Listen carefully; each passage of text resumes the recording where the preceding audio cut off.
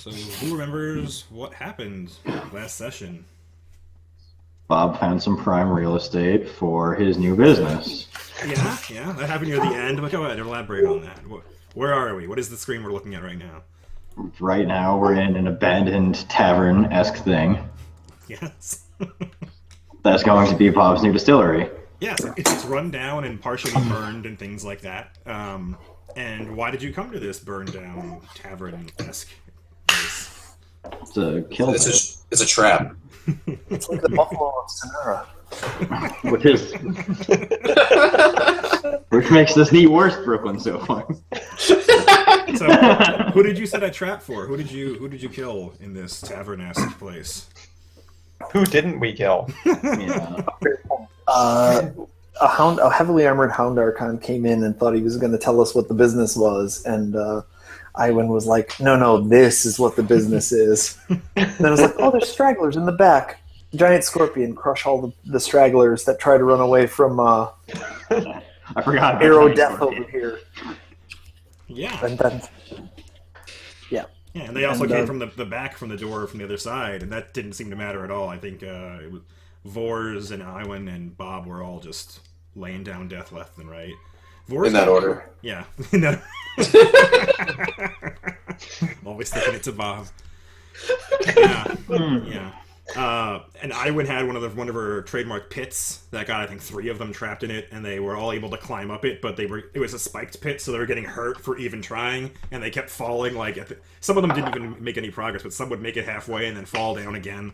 Well, the one who did make even just a little bit of progress then lost like more than half of his strength and fell the rest of the way.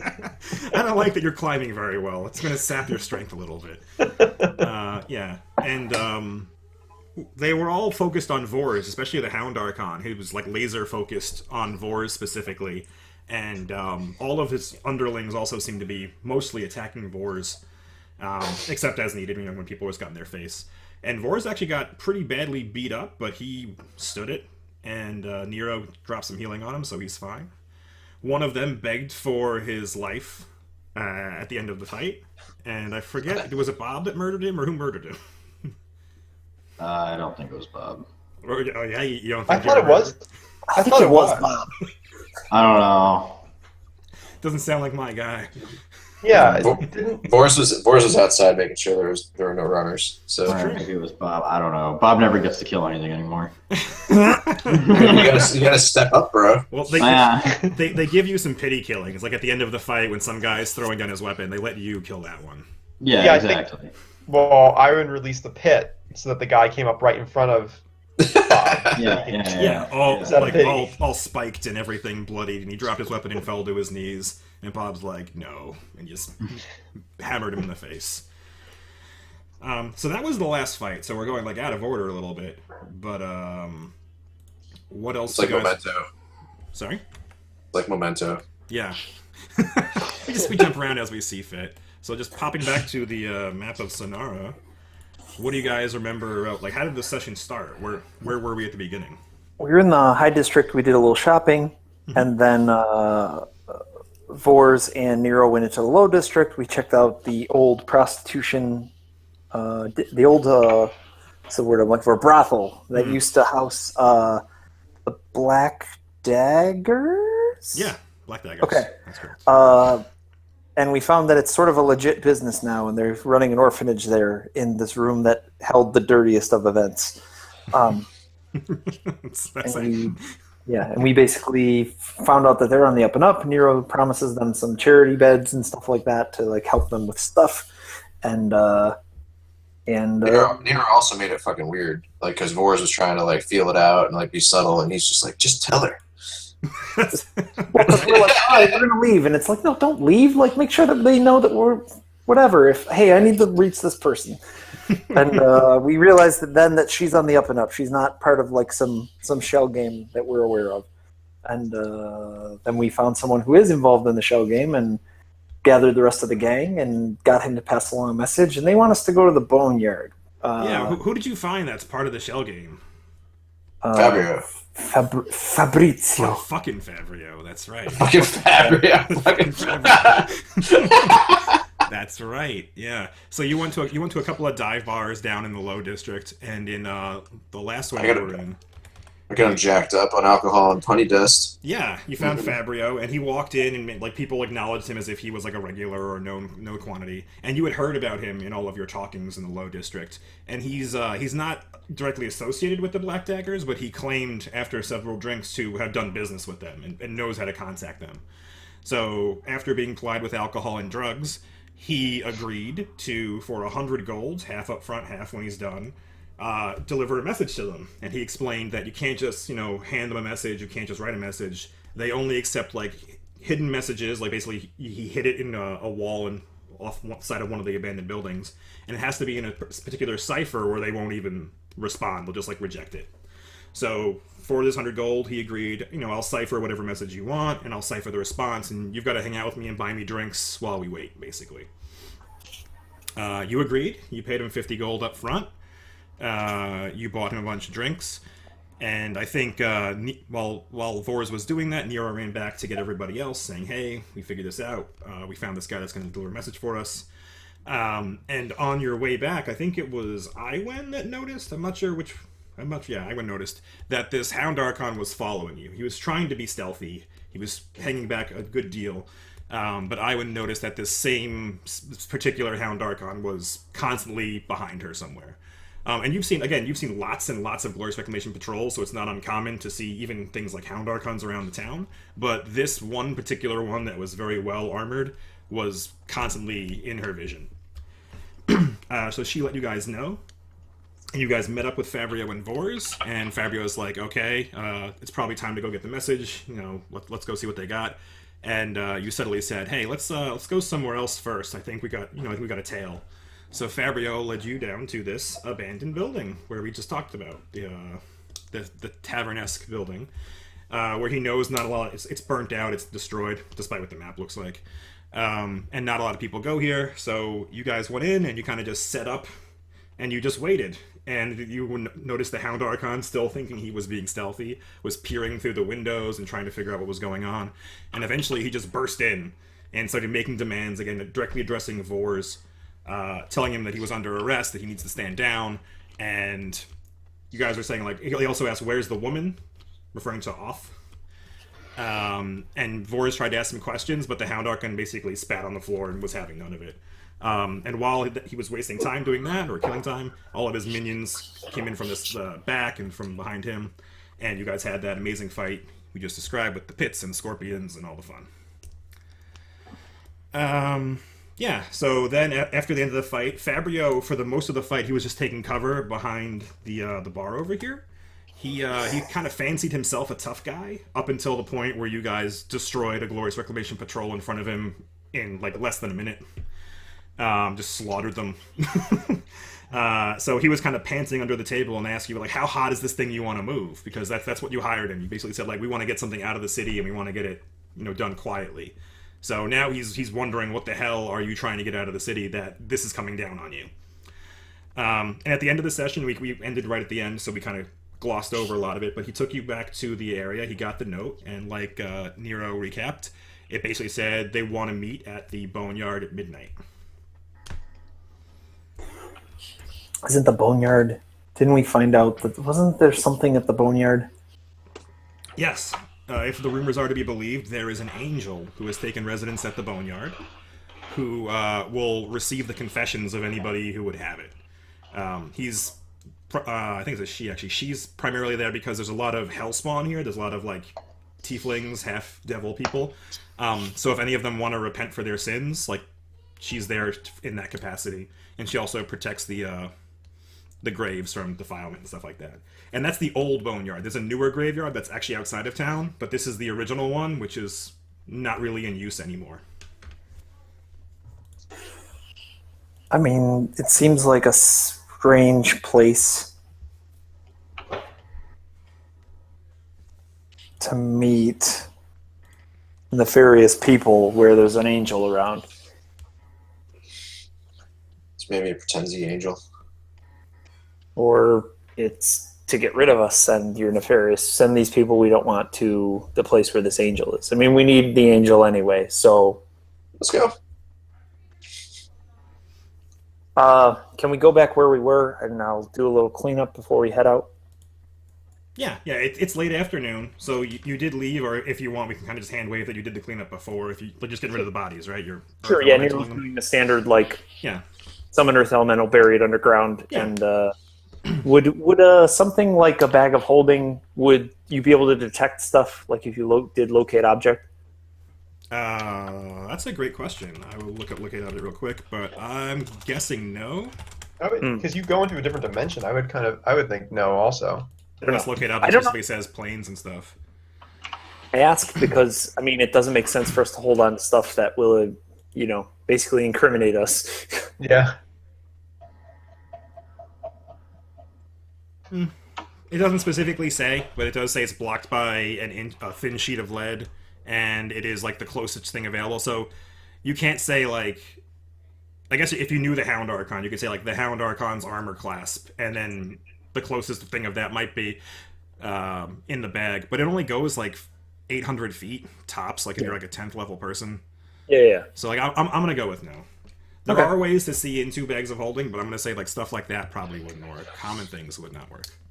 Okay. Okay. So, I mean, we have a bag of holding. Do we want to keep the loot? We can talk about it later. We'll just Okay. Yeah, so figure for now, out. I'm just going to let's burn the spell. Let's assume that you drag the Hound Archon and all their stuff just underground. And Got if it. you need it back, you can always get another Earth Elemental to drag the whole thing back out. I'm not worried about it. Okay. So yeah, go ahead and burn the spell. Sure. And Fabrio's with you, so you're back at the bar. Fabrio's drinking, and he'd like his 50 gold now. That your message has been delivered. You owe him 50 gold. Yeah, of course. We could kill him instead. That's not what I do. Whatever. I'll make a note that you paid Fabio 50 gold pieces. In a second, now that Bob said he would kill him instead. All right. So he's happy, and again, it's like the late afternoon, so you still got a bunch of time before you're supposed to meet at midnight at the boneyard. And Fabrio's content to just sit here drinking for the rest of the day. He got a good payout. So he asked again because he didn't get a clear answer. Like, so what exactly are you trying to move? Why did so much heat come down on you, and how do they know who you were? It's probably better that you don't know. He shrugs. That seems like an acceptable answer to him. He looks at Nero, who started to talk as well. To be honest, I don't know. You guys might know more than I do. He shrugs. He says, "Well, I hope it's worth it. Like, people are certainly going to notice that." And he gestures back to the inn. Like, that was a good number of people. They seem to be on you for a reason. Seems like they're going to notice when they don't come back. Yeah. Well, Hey, by the way, this boneyard location, is this common in your experience for us to, them to meet us there? He says that in the past certainly, but he does confirm the rumor of that there's an angel in the boneyard, and he hasn't heard of any meets there recently. But in the past, it was a common location for people to meet up because, like I said before, it's not actively used, and it's very dark. There's not a lot of lights around there, so Yeah. it was a. Do you know if there's like a usual meetup location at the boneyard? Like, have you met up with them there before? Because it's big, so where should we go? Yeah, it's pretty big. Yeah, so he says the couple times he did it, they had a couple different spots, but the one that he went to at more than once, there was like a couple of mausoleums that were kind of noticeable. It had a big Iomade statue there, and they met there a couple times. It was very obvious that the statue made it a very obvious place to meet. suppose we don't have a lot of choice, do we?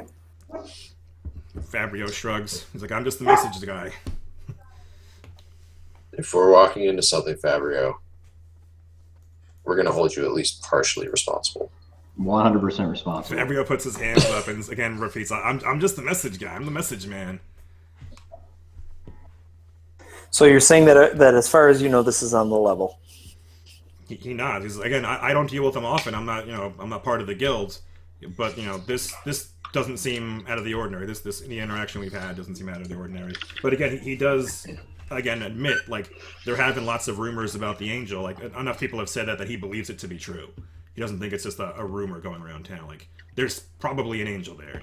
I don't know what that has any bearing on what's going on, but he confirms that. Well, we need to take care of a lot of problems, so we might as well figure out what we need to do with the rest of the day, and then, yeah. Okay. Thanks, Fabio. Fabio raises a tankard, and he's got all the money to drink for as long as he wants now. So yeah, he's good. He's gonna kill himself, and I'm not gonna kill him. Through alcoholism. Yeah. Slow liver death, yes. All right. Yeah. Boris is still pretty banged up. He's down like almost 30 hit points. Do you want to heal him? Yeah, I'll get him. Yeah. I'll get him. I'm good. Are you good? I'm just gonna thug it half health. Yeah. I'm gonna touch myself with a infernal healing wand. You heard the man.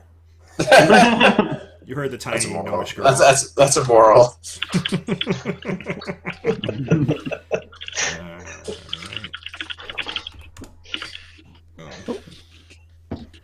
Sounds like that's pretty it good. sounds like a Hitachi massaging wand. Right? Alright. Anything else you guys want to do before I drag you back to the main Sonara map? Oh, is that No, I hit the button on accident, sorry. you want to do like a cure minor wound on him? Yeah, I was going to do Cure Light, but that ain't the right thing. Got it. Hmm. Oh yes, cure light. If this was the other Pathfinder, you could just rest for 10 minutes and blah blah blah blah. Alright, I'm going to You're the GM. You can hand wave as much as you want. Yeah, you could It's also true. just say that we've been here for 10 minutes. It's been like 3 fucking. well, no, it's You, not the game. you could also say it takes 3 minutes to set up a new business and incorporate and establish a clientele. Listen, All of this is no, true. it's gonna take me a few days to get the actual artwork done for the company. I can't believe you're actually doing. I don't understand what you're getting like a logo done, or what are you doing? Yeah, we're gonna get a whole thing. Okay. It's gonna be great. All right. Well, the best is when Bob dies at the end of the session, and all that just goes away. It's going to be glorious. Anyway. Yeah. Right, you'll see. Bob's gonna play more conservatively and smart now that he's got something to live for. Something to live for. A brewery started in a town owned by the enemy. A distillery. A distillery. It's a distillery, Not a brewery. right? Yes. Sorry. There's a big difference. So, I what apologize. do we want to do about our other problem? Can you be more specific? Yeah, you mean the gnome that won't stop touching yourself? Their infernal evil. I mean the fly in the room. Mm. Oh, that guy. Yeah. Do we want to take care of that now while we have some time? Find a place. I'm totally tapped out of spells because of the other battle. Ah, okay. So not today.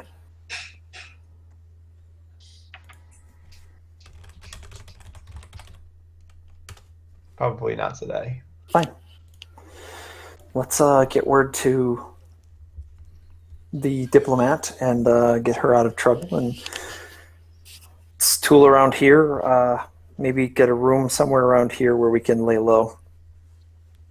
Do we want to do any in-viz scouting of the boneyard? Could. Look at you, Vors. Given the Oh, sure. success we've had with that before. Although I don't think there's going to be any bears to release this time. I was gonna say I want a dire bear. Sure. All right. So the boneyard's pretty close by. It's like you guys are here hanging out with Fabrio, or I guess you walked back up here because you went to the bar. But yeah, the boneyard's right here. I added the label on the map. It's like on a big mound. It's a raised mound, and there's a bunch of stuff going on there. So you want to go? You're sending Vors to go spy on stuff. You all going to go with him and let him go ahead, or? Sure. Yeah. How long does super sneaky last? I think it's probably the number of minutes. Like eight would be 8 minutes. Let me see. I can just cast it and we'll see what it does. Invisibility. Per level. Do things Does Nero know anything about whether or not angels can see through that? Make a knowledge check, but you're you, so I don't know. It's something I always think about because we always used to. I used to play a very stealthy character, and it was always like, "Oh yeah, he sees you, no problem." God damn it! I jump in my bag of holding. let's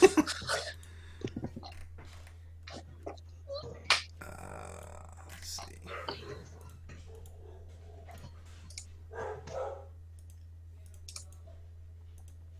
Iwan made a check and Nero made a check. Let's see.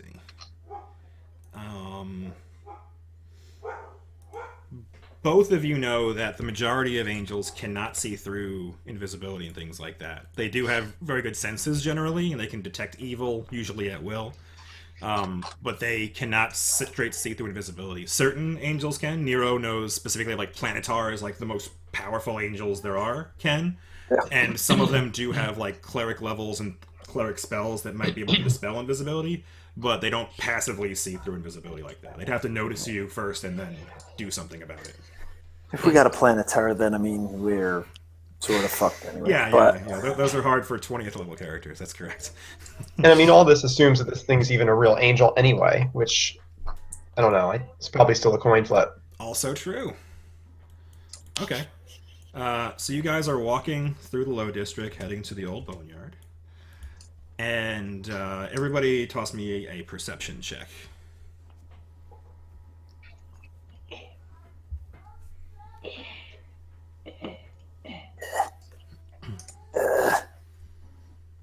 It's pretty good, Bob. And Vors. Rolled a 20. Oh, you rolled a 20 as a plus. Yeah. Hey, while we're talking about rolling 20s, remember that time that I rolled a 20 on a handle animal track? Or? No, I don't. What happened? I didn't get the animal. Oh, what kind of animal was it? It was a snake. Oh, that's right. Yeah. Yeah. So, while you guys are walking over to the Old Boneyard, you pass a bunch of people kind of just minding their own business in the Low District. And Iwan and Bob, you guys both notice that there is an old lady who's just eating what looks like fruit and some fish. And Vors notices a bit better that she is just going to town on a raw, unscaled fish. It's not even like prepared sushi. She's just like taking a fish and just kind of like eating like a cob of corn. And as you walk by, she perks up and she looks at you guys. And again, Iwan and Bob both notice that she begins like kind of just talking like under her breath. And Vors actually is able to hear a little bit, and it sounds like she's chittering like a cicada.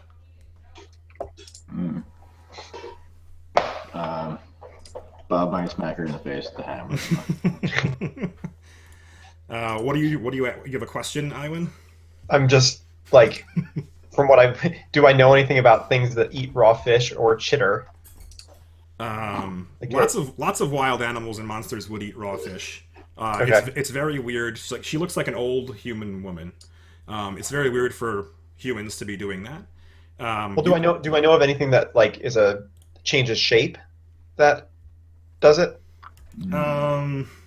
The thing that you have the most experience with would be the faceless stalkers like Oth, and they mostly drink blood. They don't really eat like this. You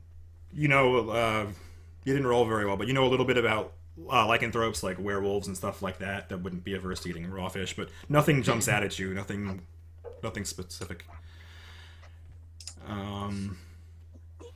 So while you guys are kind of looking on a little curiously, she leans over and she talks to a halfling next to her. She's got a couple halflings around her, and one of them begins running after you guys and waving you down.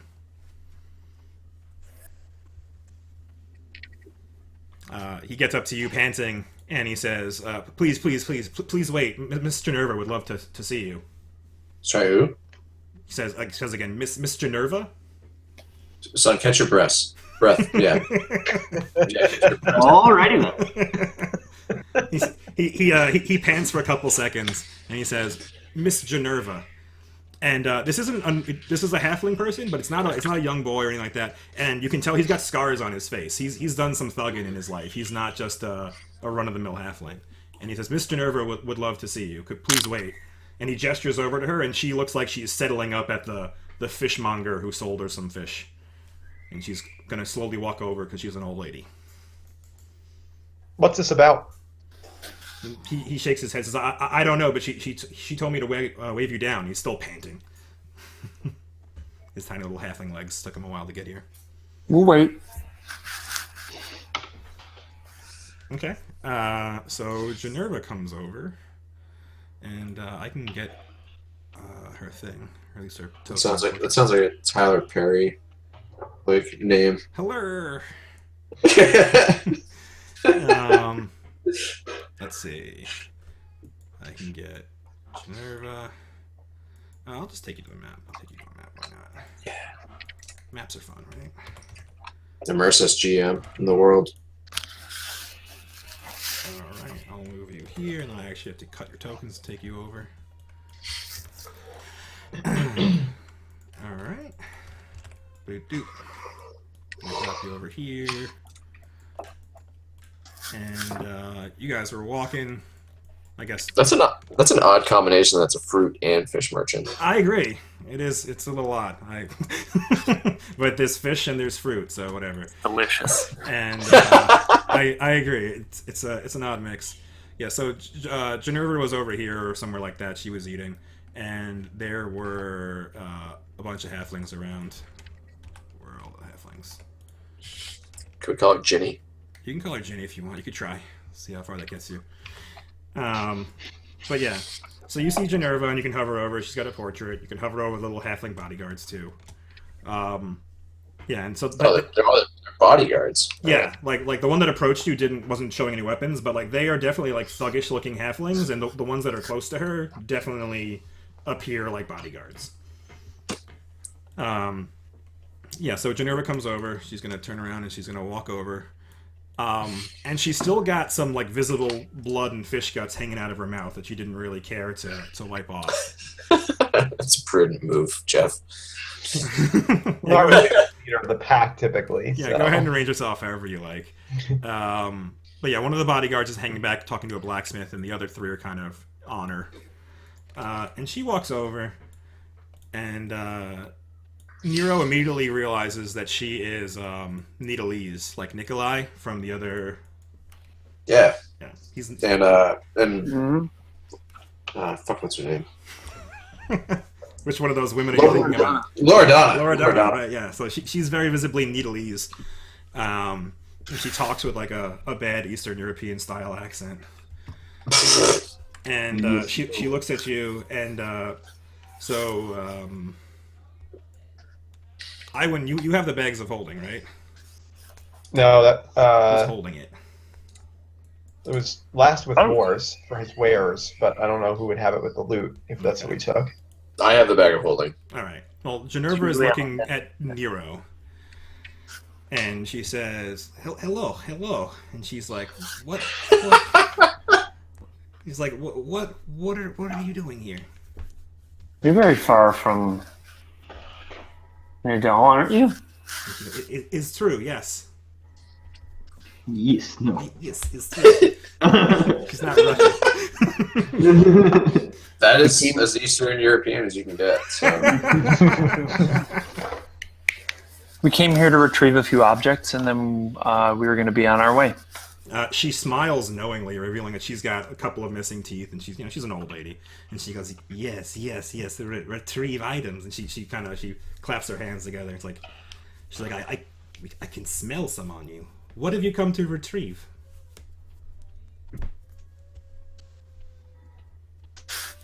Well,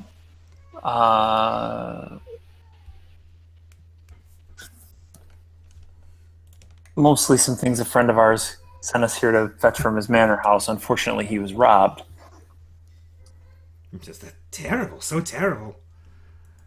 And she kind of cuts to the chase of it. She's like, you smell like, and she sniffs the air and she says, meat. Meat, N-E-A-T? Yes, meat. Oh, meat, M-E-A-T. Yeah, meat, M-E-A-T. You smell like meat. I'm sorry, maybe I'm losing something in translation. Like meat?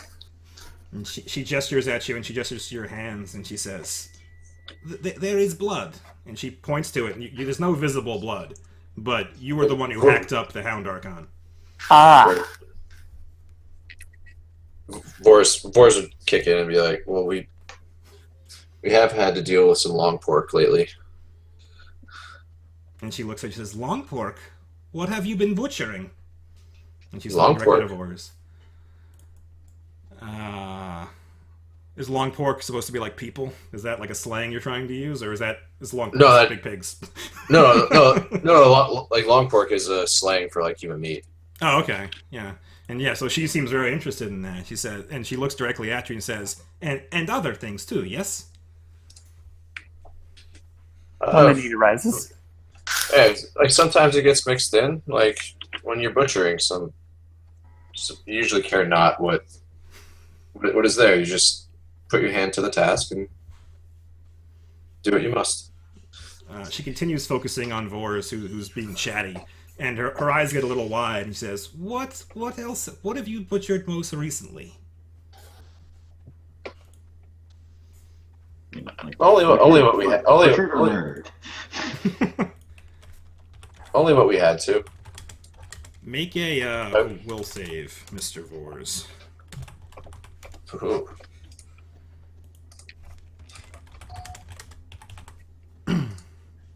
Bam. Yes, yeah. So you can answer however you like. It's, probably nothing that would be sold in this market, but can be discussed in a more private area. She nods and she says, many things are traded here, I assure you. And at the suggestion of a more private place, she gestures back around the corner and she says, like, would you join me? And she gestures to one of her halflings to start leading the way back.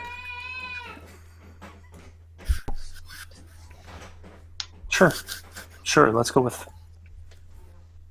Okay. Yeah, so she's basically is gonna walk this little alcove behind everything near these trees. And the halfling's gonna come with her, and you can follow her if you like.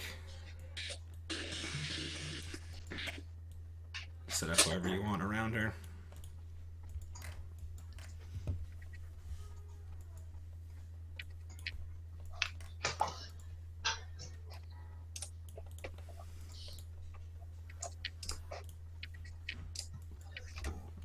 And she seems most interested in talking to Vores, but also Nero's been doing some talking too, so she's okay with that. And she's talking in much more hushed tones now, and she says basically like, I know you have meat. She says special meat, and she says, are you looking to sell? Probably be more looking to buy, I would think. And her eyebrows raise, and she says, what do you need meat for?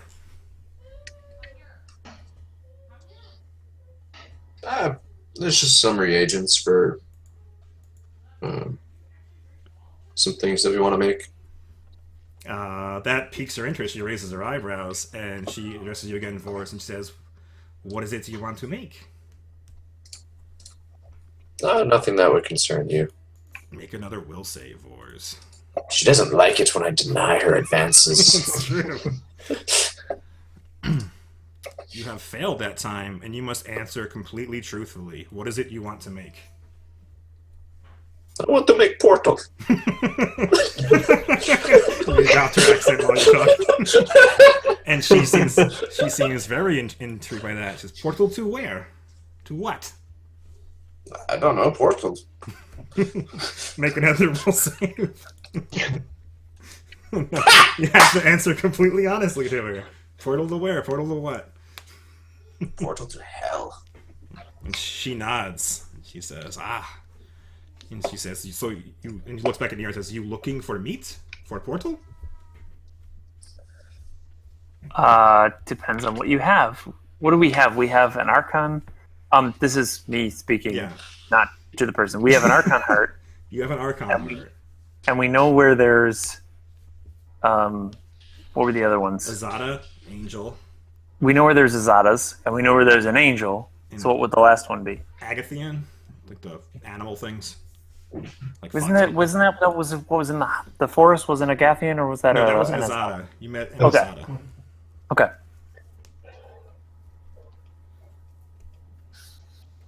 I mean, I won't mince words if you have an Agathian heart. She seems a little surprised by all this. She just thought you guys had happened into some special meat, but it seems like you're in the market to buy even more special meat. So toss me a diplomacy check with all your bluntness. Well, it's bad for me. Yeah, well, it's good enough. Yeah, so the whole conversation you guys had, again, it's taken her completely by surprise, and she seems very interested. She says, I do, yes, I do. And she says, no cheap though, very magic meat.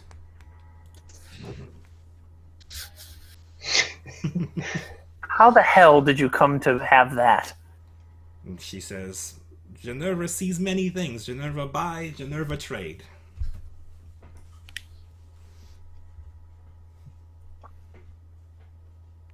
And what would you like to buy or trade for that? And she asks, again, bluntly, you have coin? Some?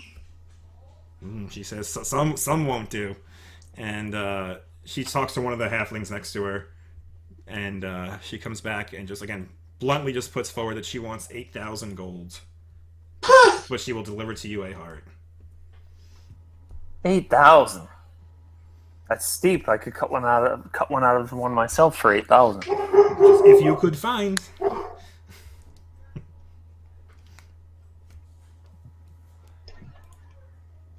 And she also says that it is an avoral heart, if that matters to you, which is a bird-human hybrid angel. That wouldn't work for what we need, would it? No, it would. Yeah. And it's an avoral agathion. Like, there's like a fox version as a bird person. Oh, okay. Yeah, back in the previous adventure, in the fastness, you fought a fox version of it. Or you didn't fight him, actually. You let him go. And he came here and got his hair cut out. Got it. No, this is an avoral. This is an air bird. This is like a bird person. This is different. This is not a vulpenal. Oh. Yeah, so you don't know where she got this heart. But she claims to have one, and she'll give it to you for 8,000 gold.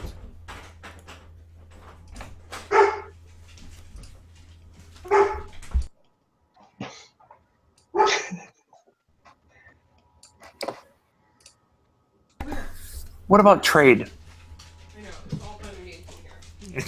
She asks you, what do you have for trade? Well, we don't really know the market, but we have things that belonged to the meat previously.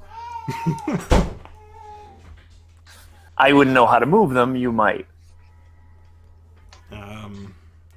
We could also work it off. She doesn't seem interested in that. She wants to be a quick trade and be done. She says, no work. And she's like, basically says, coin or magic item. What do you have to trade? Are you willing to part with information for gold? She seems piqued by that. She says, what would you like to know? Well, presumably there's a markup for you having to go through the trouble of getting the heart and bringing it here and preserving it, so on and so forth. We get that. Just tell us where we can find it. Maybe we can pay you a little bit less for that. She nods along with you as you're talking. That's why it's so expensive. But she says that she herself didn't acquire it. She traded for it. She doesn't know where whoever sold it to her got it from. And she said she's had it for a couple of weeks, but it's been kept fresh, she assures you.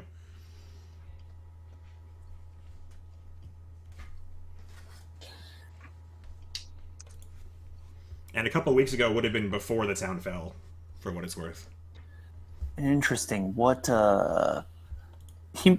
My friend makes an interesting point in terms of information. If we needed to get in contact with a group of people to find other items we needed, you might be able to tell us where we could find them? She shrugs, says, depend what is.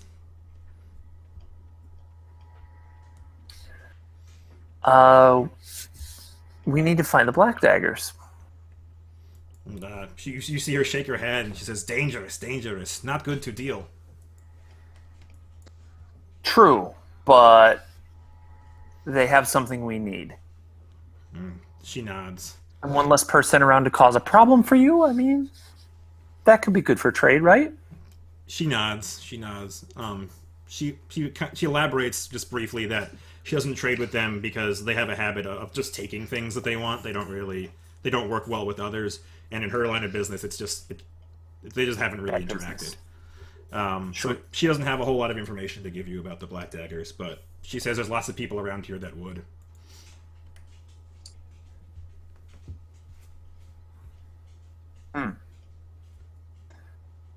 Well, once our business is concluded, if you could direct me to one of those people, that would be helpful. Direct maybe him, and he points to Vors, to one of those people. Okay. She nods, and she smiles, says, "So business is to be concluded then?" And she raises her hands like, "What's happening?" I have swords, I have armor, I have things that I can't move here. You might be able to move them. This is Joe asking, do you have 8,000 gold worth of those things, or are you just... I don't know. How much loot did we get from... How much hot loot did we get from our recent battle? Oh, let me see. We can figure that out later. It's probably... We spent a lot of lower money. than that. No, but like the one you just did in the... against the... I know Vors is pretty much tapped because of the +4 bow that he bought.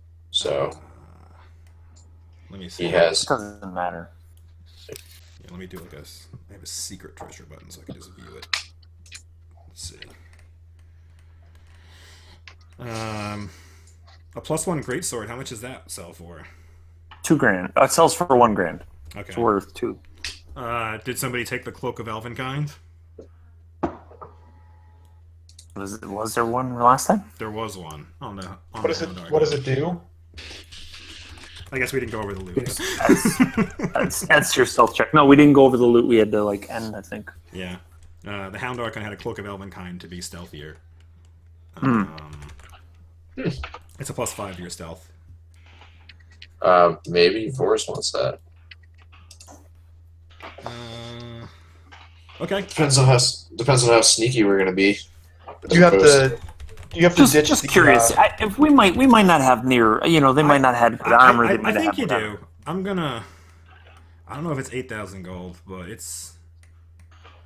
We'll ballpark it. We can figure out with trading hot items and trading whatever cash makes it up because Nero can afford it. So. Okay. So, but you're willing to trade it? Okay, I'll just say I'll make a note. Trade hot items. What are we gonna do? Beat it out of her? Yeah, I mean you got Bob, so. It's true. and Vors. Can we make some sort of check to know what market rate for something like that would be? You can. You can make an appraise check, and you can get a bonus by making a knowledge check. No. Okay. Should I roll my appraise check secretly? Yes, please, if you can, because you're not supposed to know how good you did. How do you do the eye thing at the bottom and then do it? Little eyeball thing. There you go.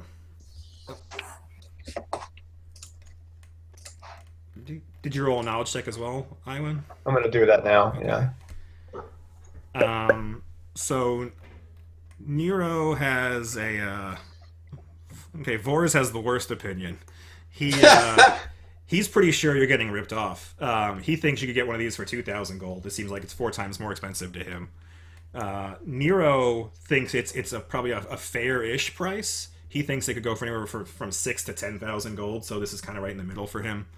Iwan thinks it's dead on. She knows exactly what this kind of item goes for. She feels very confident in her abilities, based on, especially because it's an Avoral one, which is a slightly bigger one and more powerful one. It doesn't really matter much for what you guys are doing, but in general, it's from a deadlier creature than the fox thing you fought. So she thinks it's a fair price.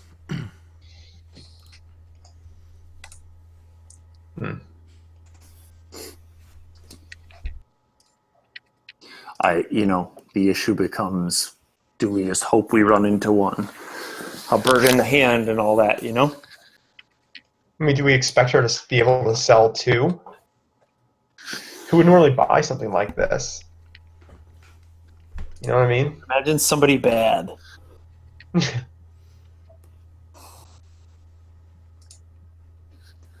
Joe, how long did you say that she had this for? This has been weeks, right? Yeah. Since the town fell? Yeah, I think she says like 3 or 4 weeks she's had it. But Yeah. again, Both of them? she assures you it's kept it fresh. She's kept it fresh. She only has one. If I implied she has two, she only has the one. I'm sorry. Oh, okay. I don't know what I said to imply that, but she only has the one. It was because you were talking about the variety and Oh, Yeah. yeah. Yeah, She only it's has no the big deal, Aurora one. that's fine. Sorry. that's Okay. no big deal. Well, it does make a little bit of a difference in terms of whether or not we act now. Um,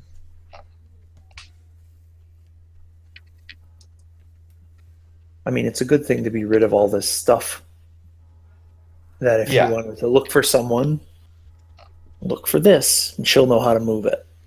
yeah. Yeah, I mean, do we know how much of a gap we have to make up with actual gold? I can make it up. It's not a big deal. Yeah. I mean, I can too. Making up the gap is not a big deal. It's just I want to. Yeah.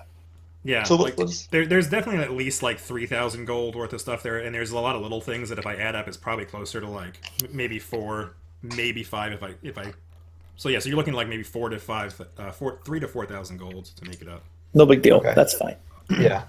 Do we bargain her down a little bit, or try to? She's had it for 3 weeks. Like, clearly, it's not moving quickly. So Sure. You want to barter? You want to get diplomacy check and barter? So when Iwan says that to Nero, and Nero will just throw it out there about I'm an honest man. I'll always deal with you honestly, but let's be clear. This hasn't moved in 3 weeks. How long are you going to keep this and keep it fresh and sit on it with what's going on in town? Yeah, and you have a very persuasive argument. As you start talking, she begins to at least attempt to interrupt you and just say like, "Oh, no issue to keep fresh." And as you keep talking, you're making valid points, especially since the Glorious Reclamation is coming to town. It's very hard to move these sort of reagents for infernal and evil sort of things. Like you wouldn't be selling angel hearts or whatever on the open market anymore. So you're making a very valid point, and she concedes a bit. Is that all you say?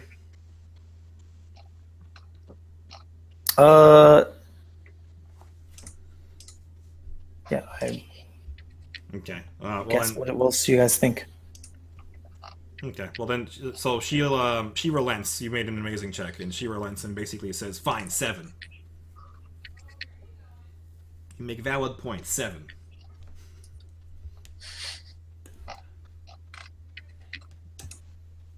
What are unicorn horns worth? I'm just curious. They are worth money. That is right. And you have an extra one. Let me find that for you.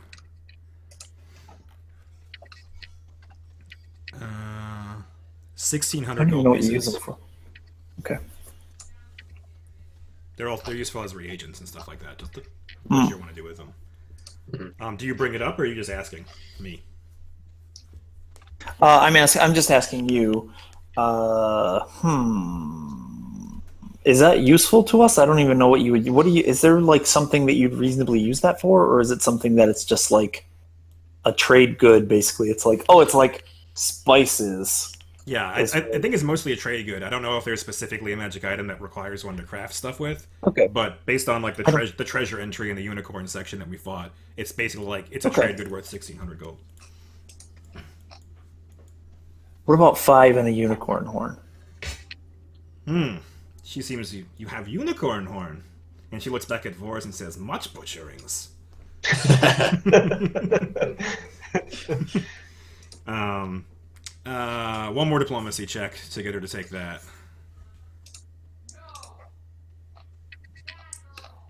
Yeah, so she smiles, and again it sounds like she's like kind of going to debate you for a while, but she eventually just nods and relents and says, "It is no deal for me, but to be done with it." And she waves her hand, as if gesturing for you to produce the items. And Okay, we'll procure. okay, so you do take stuff out of your magic sack. Yeah, sure. And she watches and she says, "Is cute, sack." And she says, "I have something different." And she gestures over her shoulder, and she begins chittering again like a cicada. And you watch as a horrible monster appears behind her over here. She's got a personal demon that carries her shit. Yeah, something like that. So you guys look as you see a large spider-like monster that has an eerie humanoid face surrounded by a mane of shaggy fur appears behind her. And it's large. It's like a ogre-sized thing. What is that? Make a knowledge check, see if you know. There's a handout. It seems like that's probably who we've been dealing with, and that the other one, Generva's just a puppet. No. No? No. Phase. So Nero and Iwan both know that this is a phase spider, and they are basically interdimensional spider creatures that have like a 7 intelligence. You guys are smart to know. So they're not super smart. They're not human smart, but they're smarter than animals. And this one, basically, he just jumps into reality, just appears next to her, and he has the heart like in one of it, like I said, in his mouth because they're not really hands. And she gestures to this horrible monster behind her as he takes the heart out of its mouth and says, "This tiny," and gestures to the giant beast. This tiny, and he fetch for me. He store all over town. That's an impressive trick. He says, in pockets everywhere. And Useful person to have around. she nods and smiles, yeah. And then Iwan and Nero both know that this is a horrible monster that should you have fought Generva would have been very bad for business. But she's actually smiling and cackling now. She's in a very good mood and happy to show off her monster. And again, there's a handout if you want to see the horrible monster beast. But yeah, I don't even think they wouldn't even make this. The Glorious Reclamation isn't even going to have something to say about this. He's not an animal, but not quite. It's ingenious. Oh. It's an ingenious way to store things. Yeah, Generva shrugs. They not even see him. They don't. They know. Even if they did, I don't know what they would do with it. It's not. Yeah. Very interesting. Yeah, and Nero and Iwan both rolled well enough to know that they are not even evil creatures. Like they're neutral creatures that have a horrible reputation for other reasons, but they're not decidedly evil. They just look terrible because they're giant spiders and people hate spiders.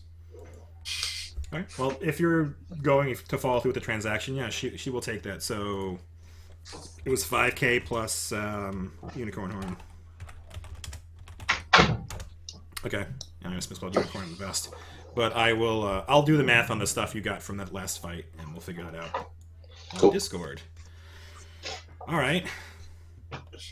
Yeah. So Generva's happy, and her halfling thugs were sizing you up the whole time, but nothing made them draw their daggers. So you guys good? I think so. Okie dokie.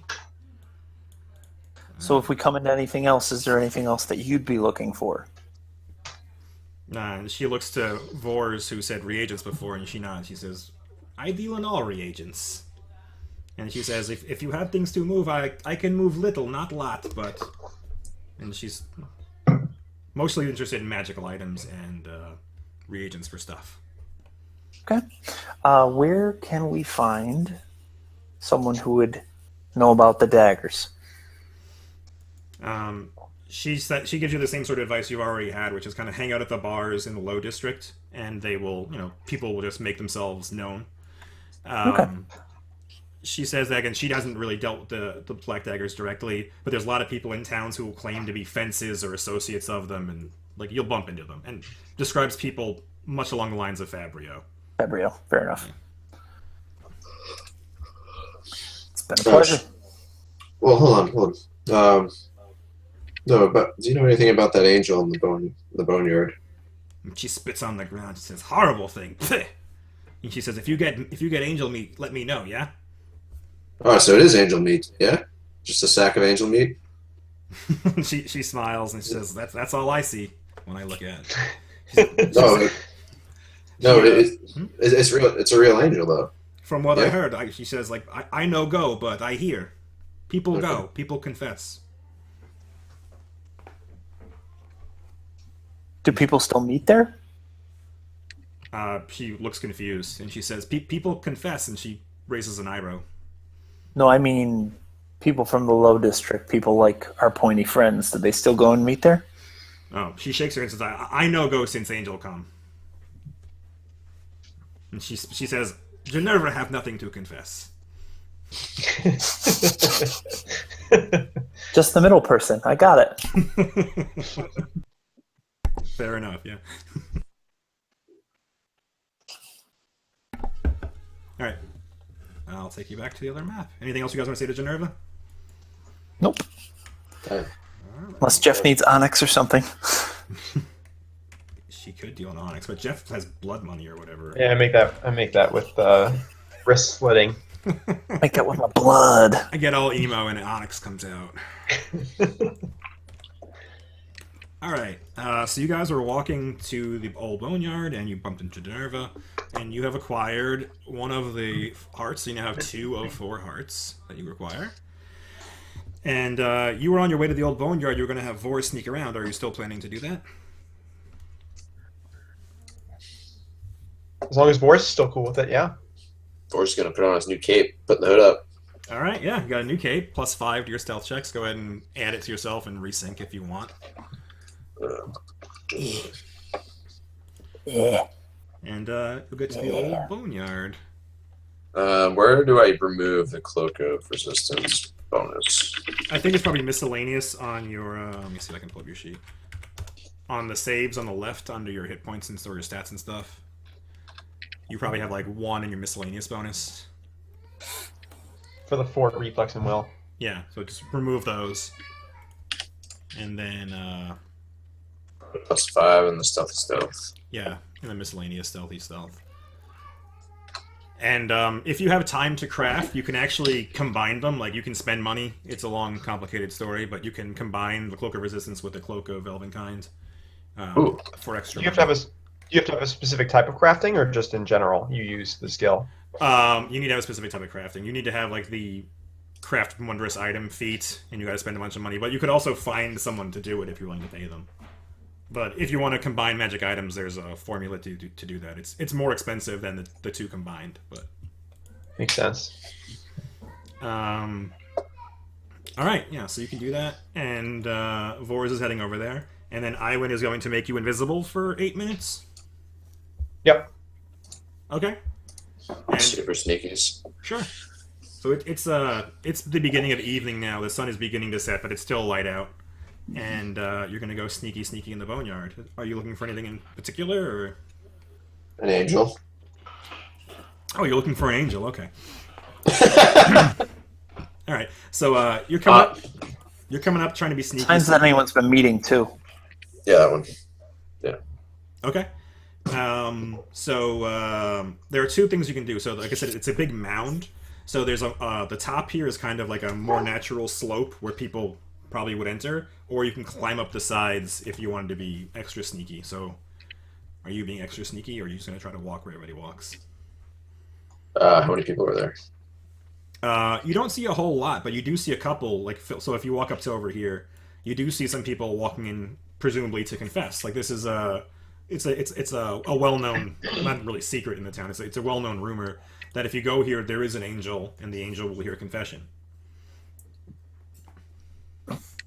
And you do see a couple of people, a handful of people walking through it, and there's a very well-trod path.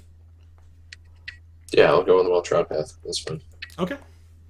So you're invisible, and you go walking to the well-trod path, and the well-trod path leads to the same place Fabrio told you about. It leads to a place where there's a couple of mausoleums, and one has a big statue of Iomade on it.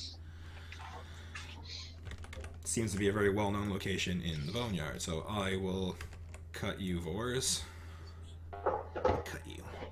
Take you to the old boneyard. Boop. Boop. Yeah, so you're up here. Can you see yourself? Or did I have it set to nighttime or something? Yeah, it's totally nighttime. Yeah. It's daytime now. Yeah, there you go. Yeah, so you're here, and you're sneaking around, and you do see in the middle of this place there is an angel right here. And the angel is talking to a commoner. I don't have a token for the commoner, but I'll get one in a second.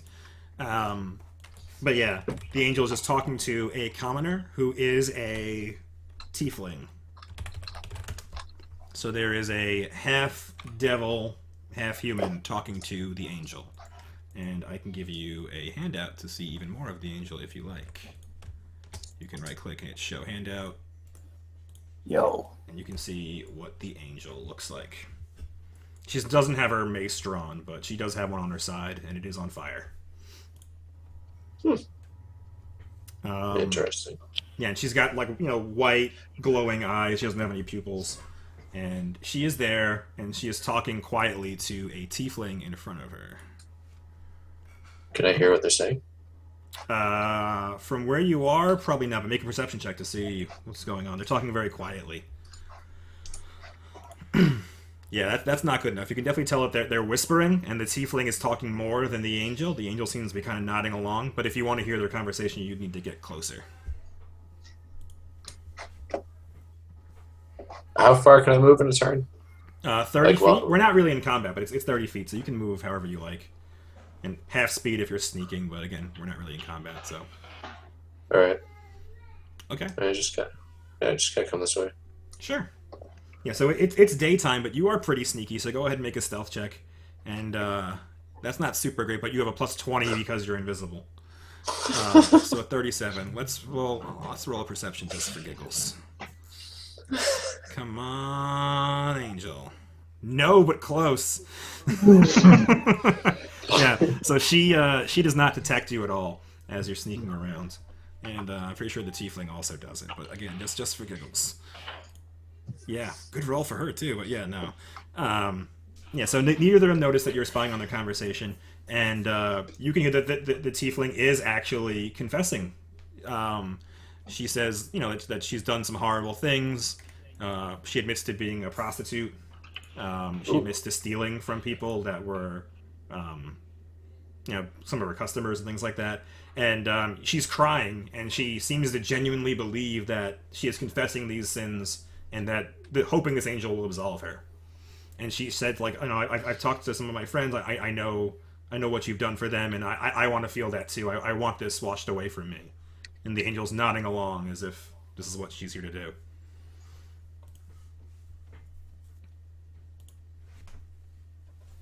I mean, Vors is in her. Like, does she get into details about how recently she was a prostitute? No, the angel doesn't ask, but no, she doesn't say, I did this last week. She was basically saying, I have been a prostitute, I have stolen. She's admitting to crimes going back months or years, presumably. What are you, Joe, saying that she was doing this last week? I'm not saying that, no. But she is confessing to sins going back. This is probably her first confession. Oh, that's adorable. No wonder she's crying. Well, yeah, and again, she stated that she's heard other people, other tieflings in town, that have come here to be cleansed like this, and that they have felt changed after doing this, and she is hoping for the same. I see. Does Vors get the sense that it's wrapping up, or? Yeah, they go on for a while, and the angel again, she's mostly just listening and nodding and affirming. But at the end, she does begin to cast a spell. And you can make a spellcraft check if you want to know what it is. I do not have ranks in spellcraft. Oh, so you have no idea. She's casting some sort of divine angel type spell. I do everything I can to commit everything I can to memory so that I can repeat it to the spelly people. Sure. Yeah, so she does that, and basically she says, "Do not worry, child. It is all behind you." And she touches the tiefling's face, and she draws a holy symbol of Iomedae. You can barely make it out, but you can just tell by the way her arm is moving. She's drawing a holy symbol of Iomedae on her face with oil she has. He says, "It is all behind you. Let it wash off." And the tiefling woman is crying. All right. Yeah. So you observed a confession. So the angel is here, and this is the same sort of thing where Fabio kind of told you. It's not on the map, but this mausoleum here has like a statue of Amadei on it, and it's a very visible, very obvious portion of the old boneyard. And the angel seems to be taking confessions there. All right. So I note what happened and the mild arousal, and move over to like get a closer look at the mausoleum. Sure. As you walk past a lot of the graves and stuff, just make a perception check just passively. You do notice that, like I said before, this is the old boneyard. This was used a long time ago, but now that the town has grown a lot and this is kind of filled up, they made a new graveyard outside of town. So a lot of the graves you've seen here, and also the ones you've walked past when you were getting to this area, they are all like vandalized and rotten or destroyed. Like it's very clearly an old boneyard. And when you get over to the mausoleum, you can see that it was actually cracked open at some point. Doesn't look recently, but the actual stone door was cracked open, and you presume that the tomb was robbed at some point. Can I walk in there? If you like, yeah. All right, I'll walk in there. Yeah, you go inside there, and there are a couple of they're not in coffins, they're nooks on the side of the mausoleum, and there are old skeletal bodies in rotting burial robes and cloth, and there's nothing of value on the corpses. So if they were buried with any sort of finery, it's long since gone, and everything else that's in there is destroyed and worthless. I start feeling around or if I don't see anything suspicious, I start feeling around on the floor for a false floor or something like that.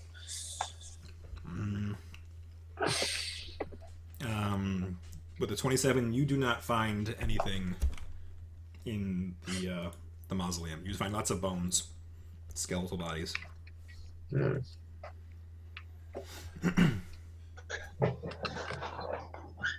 What's the other building? I'm not sure, so I'm going to say another mausoleum. All right.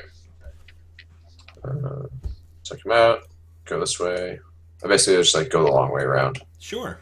Looking while I go to see what's up. Sure. Plus me another perception check. Yeah, that's pretty good. As you're walking around, Mr. Vors, you notice that one of the graves you were looking at. I'm going to move you back just for a second. You're going to go back to here. As you're walking around this grave, you notice that it is much more vandalized than the other ones, and there's a lot of stuff is carved into all these ones, but this one was alchemically burned, and it's got a dagger etched into it through an alchemical process. It looks like it was much nicer than someone who's just carving in something into a stone here. This looks like it was professionally done. It's a tag. Quite possibly, or would assume something like that. Yeah. I'll make a note, circle it or something with the little drawing. I mean, can I do a knowledge check, knowledge local? Sure, you can. You rolled very well, so you're pretty certain that this was tagged by the Black Daggers. And you also know through your dealings with people in the Low District that the two sisters that used to run the brothel, one of them was an alchemist. So one of them would have the means to etch something like this with acid and stuff like that. All right. Is it muriatic or sulfuric or hydrochloric? I don't know. Which one melts rocks really well? Muriatic is usually what's used. Yeah. So as you're poking around, do you touch it? Of course, Force touches it. So it appears to be a very heavy stone with a cross. But as you touch it, you're very careful not to knock it over, but you realize that it's much lighter than you would let on. You touch the grave marker, and instead of being a big, heavy stone, it almost tips as you're touching it.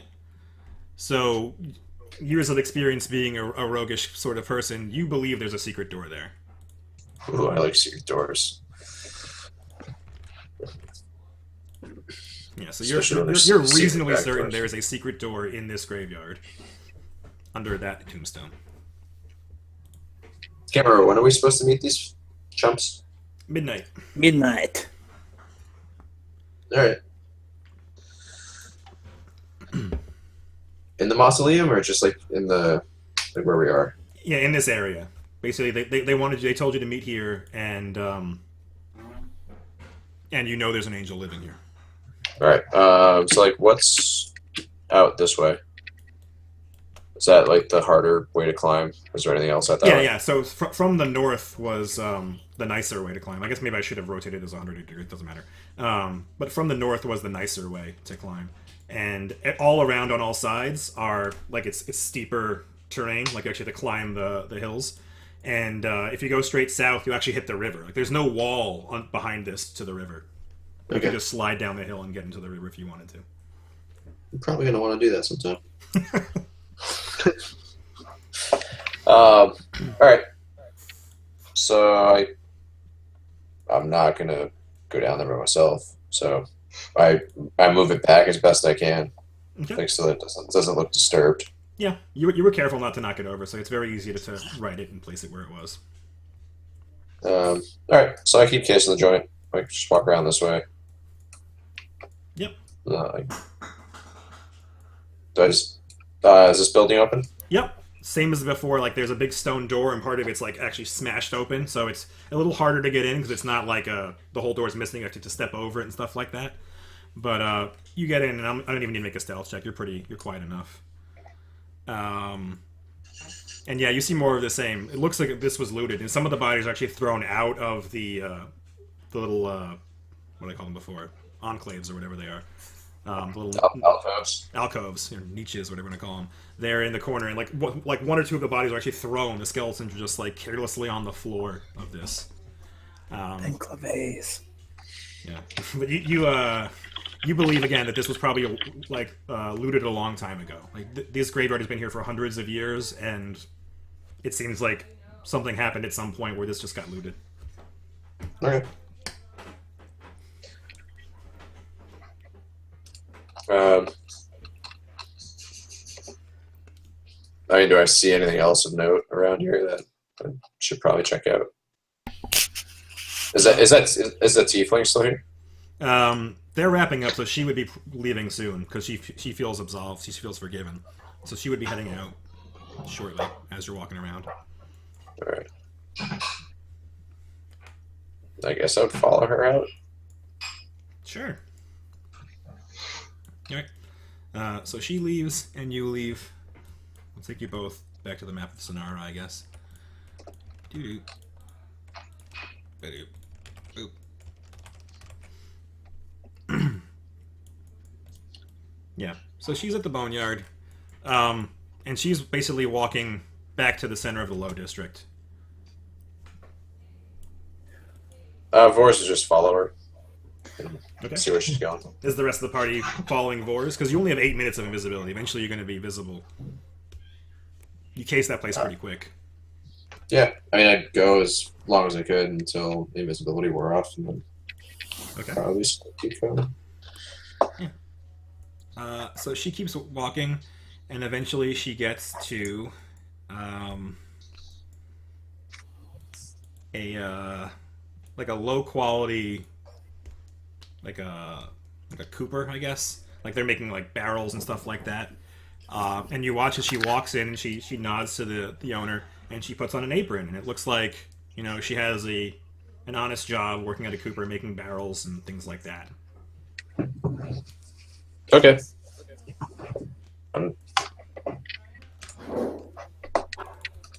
Does the Cooper...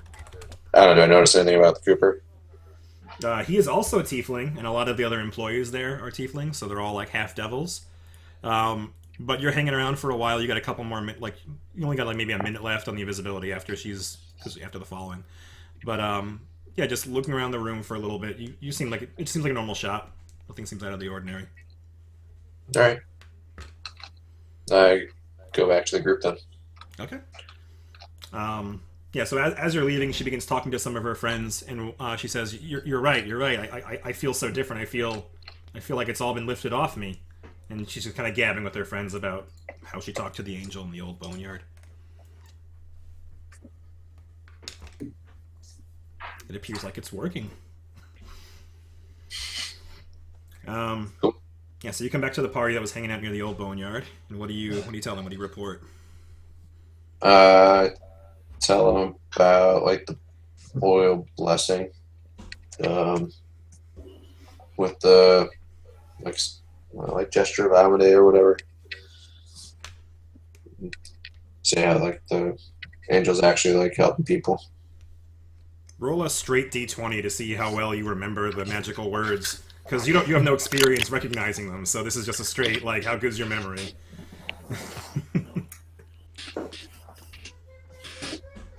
Yeah. So you try to recall the words, but you're getting them all wrong, and in relaying them to Iwan and Nero, they have no idea what you're trying to say. They don't even sound particularly divine to them.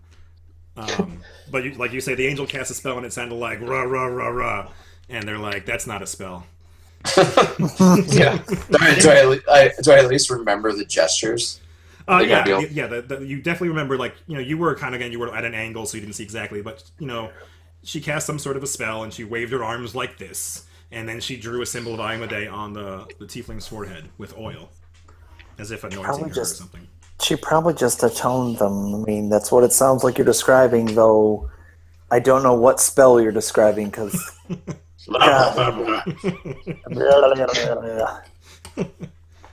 Yeah, that's what all those angel shit spells sound like anyway. Classic Iwan. But yeah, Nero's not too far off it. That seems about what they would do. It's like it's actually asking Iomedae to forgive this person and to fill them with like some sort of divine blessings or divine feeling of hope. So that's probably something like what happened. So what are you guys gonna do now? Kill the angel. All right, you're just gonna wait till midnight and then go kill the angel. I mean, You want to go kill him now? Maybe not during daylight. Maybe when less people are around. That sounds reasonable. Yeah. Boris didn't see too many people. There were only a couple moving up and down the pathway. He didn't see anybody going in as he was leaving, and although the path was well trodden, he didn't see like a whole lot of people just hanging out in the boneyard. But If you think we can do it and not be seen, I mean, we know where the daggers are playing with the microphone and like making unnecessary noise, right? I don't think he caught it. I think it's like you were role-playing. sorry.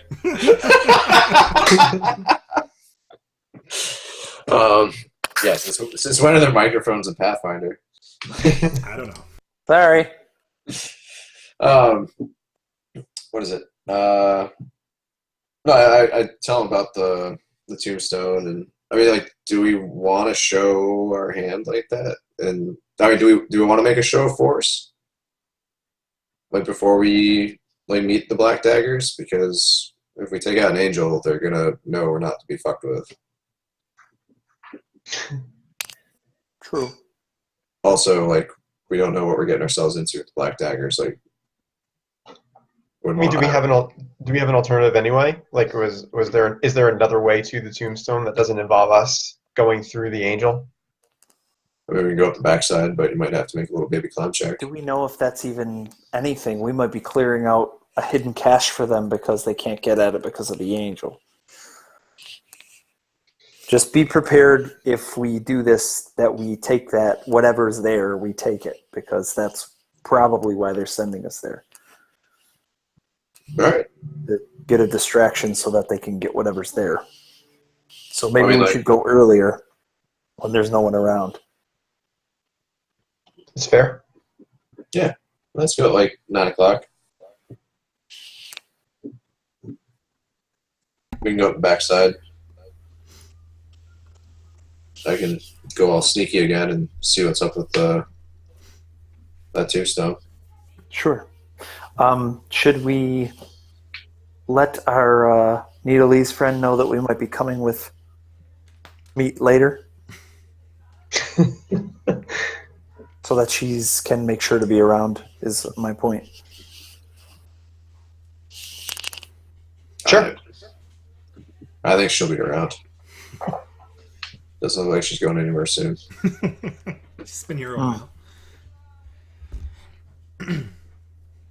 Okay, yeah, we can hand wave that. Generva's still where she was, and if you go to talk to her, what did you want to tell her exactly? Just that, we might be back around a little after 9 tonight if she's going to be around. Okay. She says, yeah, she says she'll be here. I'm just curious as to what you will have. Okay. All right. Yeah, so you've got a couple hours left, so you just want to fast forward. You want to go have dinner and get ready to murder an angel? Fuck yeah. Okay. All right. Yeah. So you can eat down here in the low district or go back to the high district. I mean, you've got time to do whatever you want to do. Any preference on where you eat? No. Okay. Yeah, so you can grab some food down here in the low district. And you kill some time, and it's about 9. Unless there's anything you want to do prepare before that. You want to go buy anything. If not, it's 9 p.m. What would you like to do? Nah. Are we just gonna walk right in? Let's just walk right in, I guess. Alright, let's hop over to that map. It's the boneyard. It is nighttime now. Ooh. So I will paste you here. Who has light? Iwan has dark vision, right? Low light vision. Low light vision. Okay, hold on. Light source. Clear all. Well, the bitch has a flaming mace, so it should be pretty easy to find her. That's true. But if we put her out, we want to be able to see. Well, I have a spell I could cast, but I don't know if we want to waste that.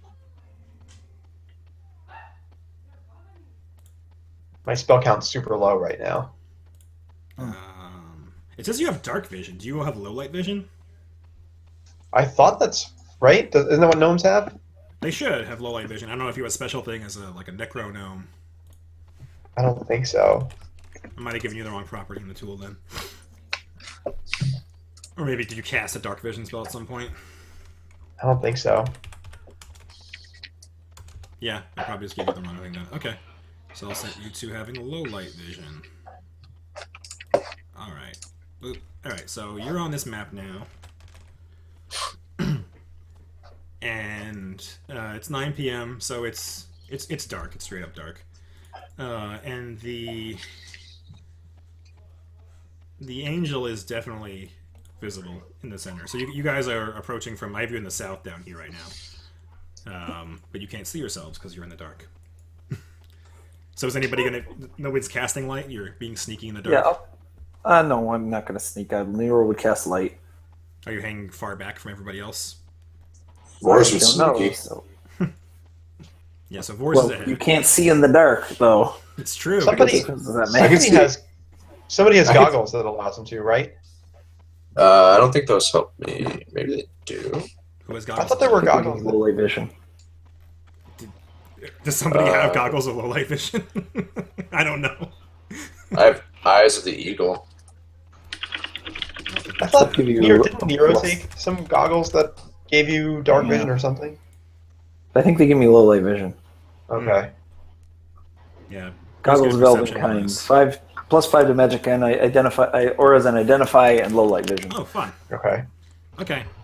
So you guys are, if you're being sneaky, you guys are just basically, climbing this hill, and Aaron, make one climb. I'll just make it for you because you can't see yourselves. So I'm gonna like go teleport. poofy. Alright, so Bob, everybody else makes it up okay, but Bob, you have a bunch of trouble with it. You do get up, and like I'm not going to make you make dozens of checks, but you struggle as you're climbing up the side. It's not especially steep, but it's jagged enough that you can't just walk up, and your armor is encumbering you quite a bit as you climb. How do you react to such setbacks? I'll be right back. I smell burning, so... Okay. Yeah, go check that out. Yeah, so how does Bob react to setbacks such as slipping on rocks and falling and having to reclimb the same thing over and over again? You know, he thinks of it like he's going to think of his business and all the setbacks that he's going to have there. So he, you know, just goes forward. All right. And up. What? That was like a series of unrelated non sequiturs. Bob is turning the page on his anger. He thinks of that snake he never got and presses on anyway. Yeah. All right, so Bob is persistent. Yeah, Bob. Yeah, there you go. That's good. All right. So Nero's going to sneak... He has something to live for now that he has his, like, distillery. his dream. He doesn't even have it yet. He has a dream. Yeah, well, send me the information and documents, sir. I will. I'm going to have to now. All right, so I put a light on Vors just so he could kind of see. But yeah, so Vors is sneaking out ahead of everybody else. Nero, I'm going to put you guys back here, and I'll put light on Nero. You know, we don't have to be on it. It doesn't have to be on right now, but... It's fine. Yeah. So Vors is sneaking up ahead. Did you want to do something in the dark? Because once you get... I'm going to move even further away. But once you get like up to here and you're hanging behind the walls and stuff, you can use her light, because she does have the flaming hammer, and it's on her waist. It is on fire though, and she kind of glows too. I think her wings actually glow anyway. And you can see her. She's walking across the tombstones and stuff, and she's like cleaning them magically. She's doing her best to remove years and years of vandalism. Too bad I think I can sneak attack her. If she is unaware of you, then you can sneak attack her, yes. How close do I have to be for that? 30 feet. 30 feet usually. What's up? 30 feet. So like basically to like the edge of her whatever. Edge of her yeah, like her close, light is probably 30 feet, yeah. So you would be in regular light to sneak attack her.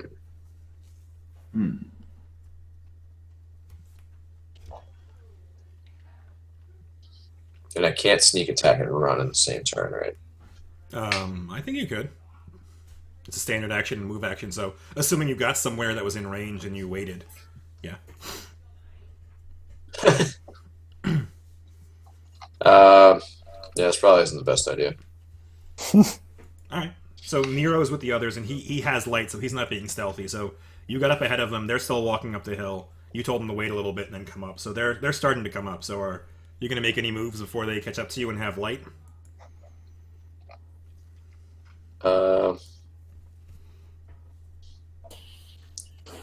I guess I would go over and check out that grave if I could. You can try to be sneaky. You're not invisible anymore. You're just regular sneaky. My regular sneaky is still plus 20, so yeah. Go ahead and make a regular sneaky. Oh, That's really good. that is a really good regular sneaky. Yeah, she rolled very poorly. She rolled a 3 that time. Yeah, so she doesn't notice you, and you watch as she moves over to another headstone, and you see as she writes it, and she's trying to tidy up this graveyard during her time here, while no one is confessing. And so you sneaky over to the grave. What are you doing to do there? Gonna move it. Okay. Yeah. Yeah, so Stealth. you move it. Don't you do like sleight of hand or anything? No, you're not stealing or anything like that. Yeah, that's a bit better.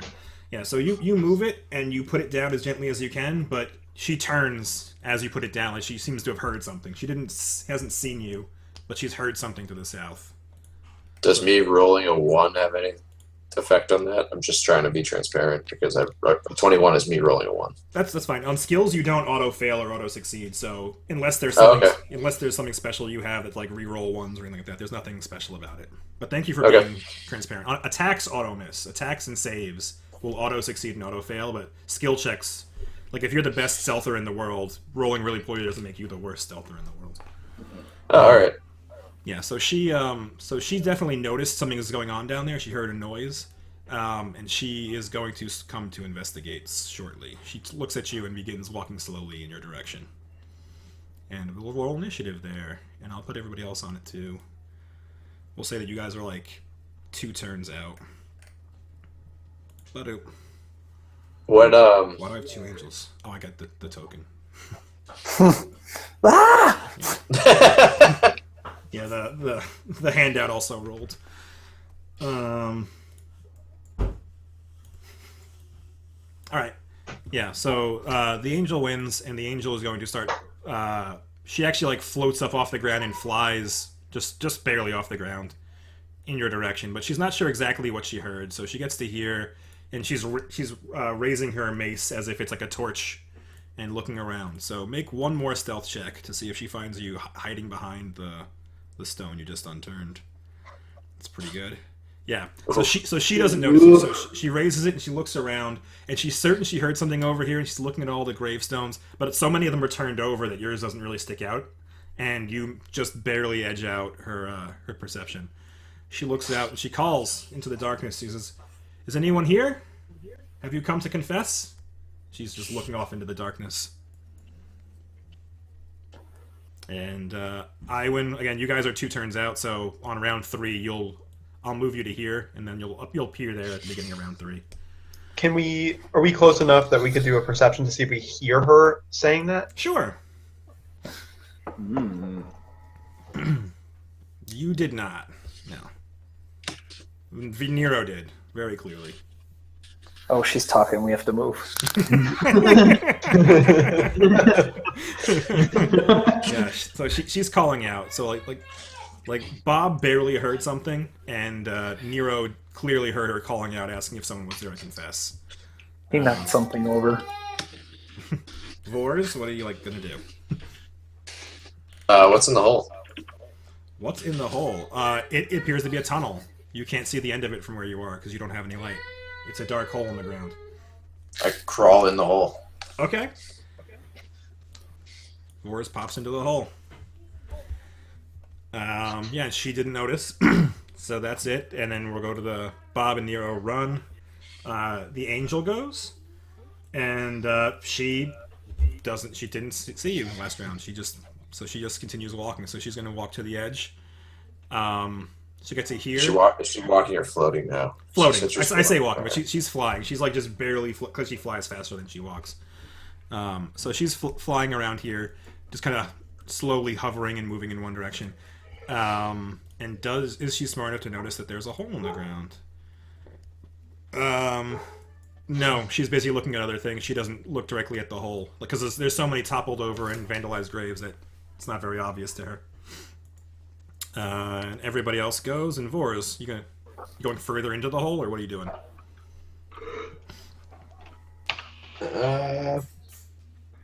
It's a very narrow hole. Like it's not much wider than you are. You're basically crawling through the dirt. Oh yeah, just like kind of shimmy in. Yeah, you're already in there. You're completely underground now. But like you feel it going like down into the north. Like it's you feel a tunnel, and it's a very narrow tunnel. This is the kind of backdoor tunnel that Boris is not a fan of. Have you met with many backdoor tunnels in your life? Couple. Yeah, this does appear to be some sort of backdoor tunnel, and it's very small and very dirty. Yeah, you gotta prep for that. No, I'm just gonna sit tight. Okay. So yeah, can I hear? Like I can hear her, right? Yeah, like flapping around. Yeah, she's flapping around and she's still calling out. And she asks again if anyone's here to confess. And then on the beginning of the third turn, you hear her flapping around some more. And she can make another perception check to see if she notices the hole. Yeah, so she notices that one of the graves is upturned or whatever. She doesn't really care too much about the hole itself, but she notices that the grave is spilled, and she calls out to the darkness and says, "I assure you, if you're here to vandalize or loot, you shall be rebuked." And she floats by near the hole, and she's looking around. She doesn't notice that you're inside of it. but she's right there. And Iwin, you now show up here. You can take a full turn normally. Okay. So this here is broken wall. Like, can I see through that or no? Yeah, I'd say you can see through it. I'd say you can even move through it, but it's rough terrain. It takes twice as many movement points to get through. But yeah. Okay. I think Iwan's gonna delay for others to move. Okay.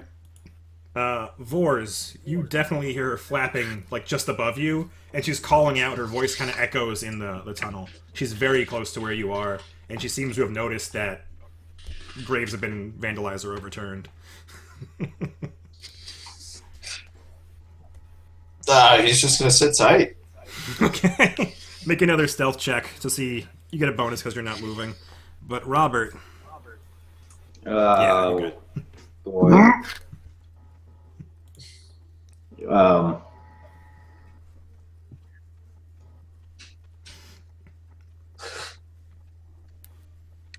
Make a stealth check, Bob. Also, Nero's going to show up right after you with the light, so it's like it's probably not going to be matter that much. But make a stealth check. Hold on. There you go. That's pretty good, but yeah, but she already rolled for this round and she got a 34.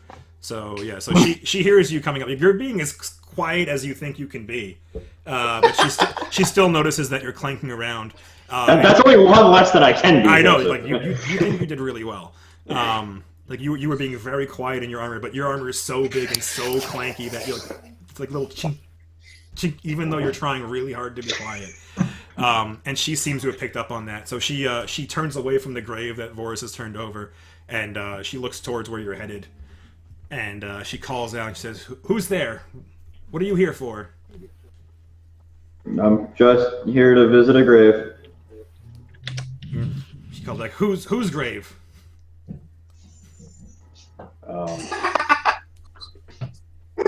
What's a common name in this place? They're kind of like Latin-sounding names, or Italian if you prefer. God. Yeah, I'm here to see Tony. Tony the Italian guy. Make a bluff check with your amazing Tony the Italian guy name. I'm like, I know a lot of Italian. Oh!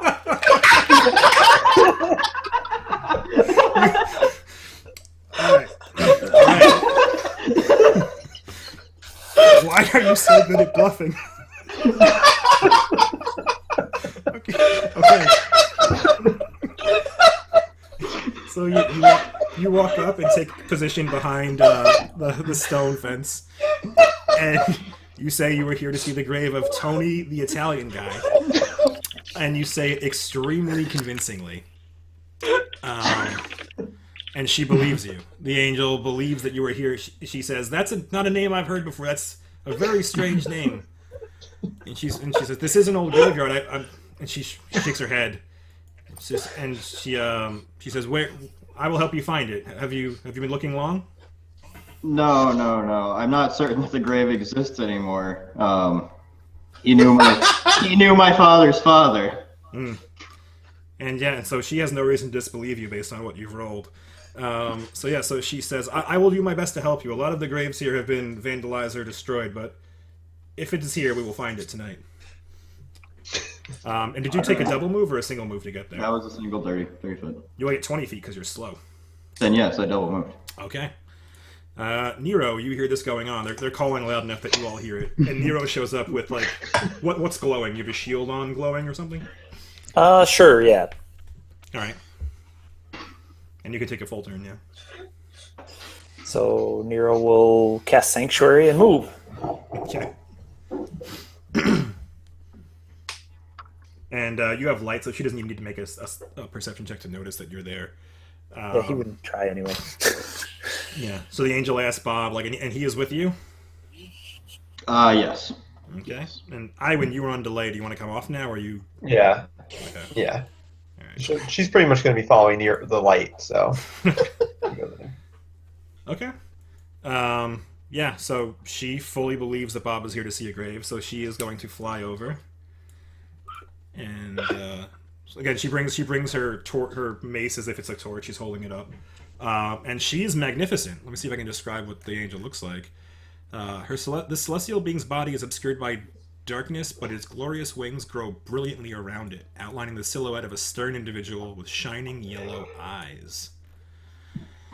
And wearing a typical like white kind of robe like you'd suspect of an angel to wear. But she looks like, a trained warrior too. In addition to her duties as a confession taker, she looks like she could mess stuff up if she had to, if she's fighting evil. But she flies here, and she looks upon Bob and Nero and Iwan, and she looks at you kind of hiding behind the stone and says, "Do not be worried, friend. We will help you find the grave." And she puts her hand out to you as if like, "Come, let's go." Bob's wearing a cloak, just so we're clear, okay? I figured as much. Yeah. Yeah. Nero's shield is out, and she looks at it quizzically because it's the God Claw, which isn't an evil organization. They do worship Asmodee as part of it. Asmodeus is part of it. But they also worship Iamade and a bunch of Torag and a bunch of other good gods. So she turns to you. After she gestures to Bob, she turns to Nero, who's holding this glowing shield. And she asks, "And are you here to see the same grave?" I come with him. All right, fair enough. Okay. Not a lie. Never a lie. It's Nero. So she nods and she says, "Come. Is it in this section? How do you know?" I honestly would not know, so I'm not sure. Okay. He says this is a very prominent section. A lot of famous people were buried. A lot of important people in the old town were buried here. How are you related to Tony, Italian guy? I'm not related. He just knew my father's father. Oh. Do you know what he did in town, or how long ago he died? He said 2 generations. Yeah, let's say 2 generations. I don't know 60, what the average life 80 years? How long? Any guess? What's the average life expectancy? I don't know. That's why I said like 30 to 40. 2 generations, yeah, whatever. Yeah, so possibly 100 years. Okay, so she's like, it's possible he was buried here. Do you have any idea what he did in town? He owned a hammer factory. Make another bluff check for fun. He owned a hammer factory. He hammered the gabagool. It's pretty good. Yeah. Man! Yeah, she's really bad at this. Yeah. She said there are lots of forges and smiths in town, and lots of things have changed over the years, so it's possible he was buried here. And she's, "Come on," and she gestures and like begins leading this way. And she's holding her thing up. And she said, it's tragic, all the vandalization that's happened here. And she says, you can barely read the names on some of these headstones. So Bob chuckles and says, "It's okay, I can't read anyway." You were going to say something, Jeff? yeah, I was gonna say, basically, Iwan will pop in and kind of say like, you move a lot faster than we do. We'll probably find this most easily if we split up. Why don't you cover whatever the other corner is, like the northwest end, and we'll kind of scout around the south and see what we find. Because Vors mentioned where this thing generally was in the graveyard, right? I would have. Yeah. Absolutely. So basically, Iwan will try to send her like off to the other, like far away, because she's faster. Okay. Okay. Well, she looks back at Bob and asks if he'll come with her because she's very interested in hearing more about Tony Italian guy. She's like, I've just recently come to this area of Cheliax. I know very little of its history. I'd love to know more. Well, how about we discuss at the grave once we find it? Yeah, that's a better idea. She nods. Fair enough. See, And, Bob may be good at lying, but I am not. yeah, so she heads off this way and begins looking at graves over here, as you instructed her. What the hell is that? What is what? Get out your hammer, hit her in the face. Well, now, relax.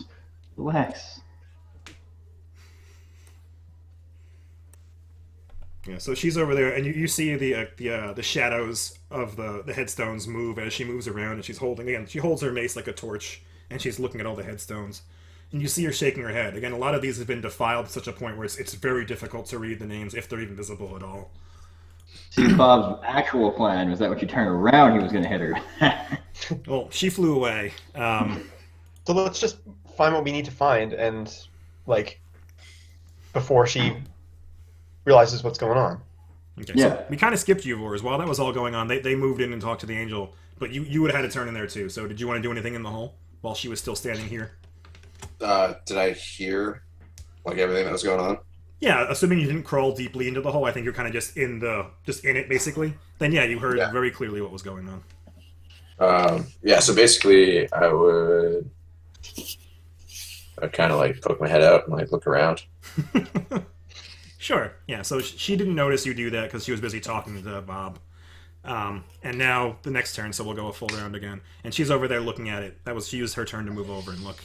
And we're back to you, Vores. You stick your head up and you can see your buddies because they have very bright light now. All right. Well, I get out of the hole, and then I go this way, and like find something else to hide behind. Okay. Go ahead and make a stealthy check. Did you tell your friends? Like, did they notice? I don't know. Did they notice? Well, were you being stealthy the whole time, or did you like wave to them or anything to get their attention? I mean, they don't know I would have been in the hole anyway. So, It's true. Yeah. Yeah, so I just got out and left. All right. So They- I'm just gonna roll. For fun. They've just got. Yeah. So none of you noticed him get out of the hole. He was being sneaky. Okay. So the angel's over there looking at stuff. Vores moved. Bob, Nero, and Iwan doing anything? Wait, how far could I move? Half 30. your speed, but if you double moved, you could have gone 30 feet, and that's about as far as you went. All right. Unless you have fast stealth that I don't know about. It's a I would not know about that. Yeah, I don't have that. Okay. Starting to realize its utility though. it's certainly useful when it comes to handy. Yeah. So Bob, near Iwan, doing anything different?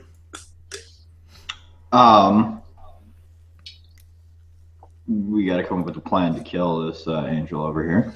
Hit her in the face.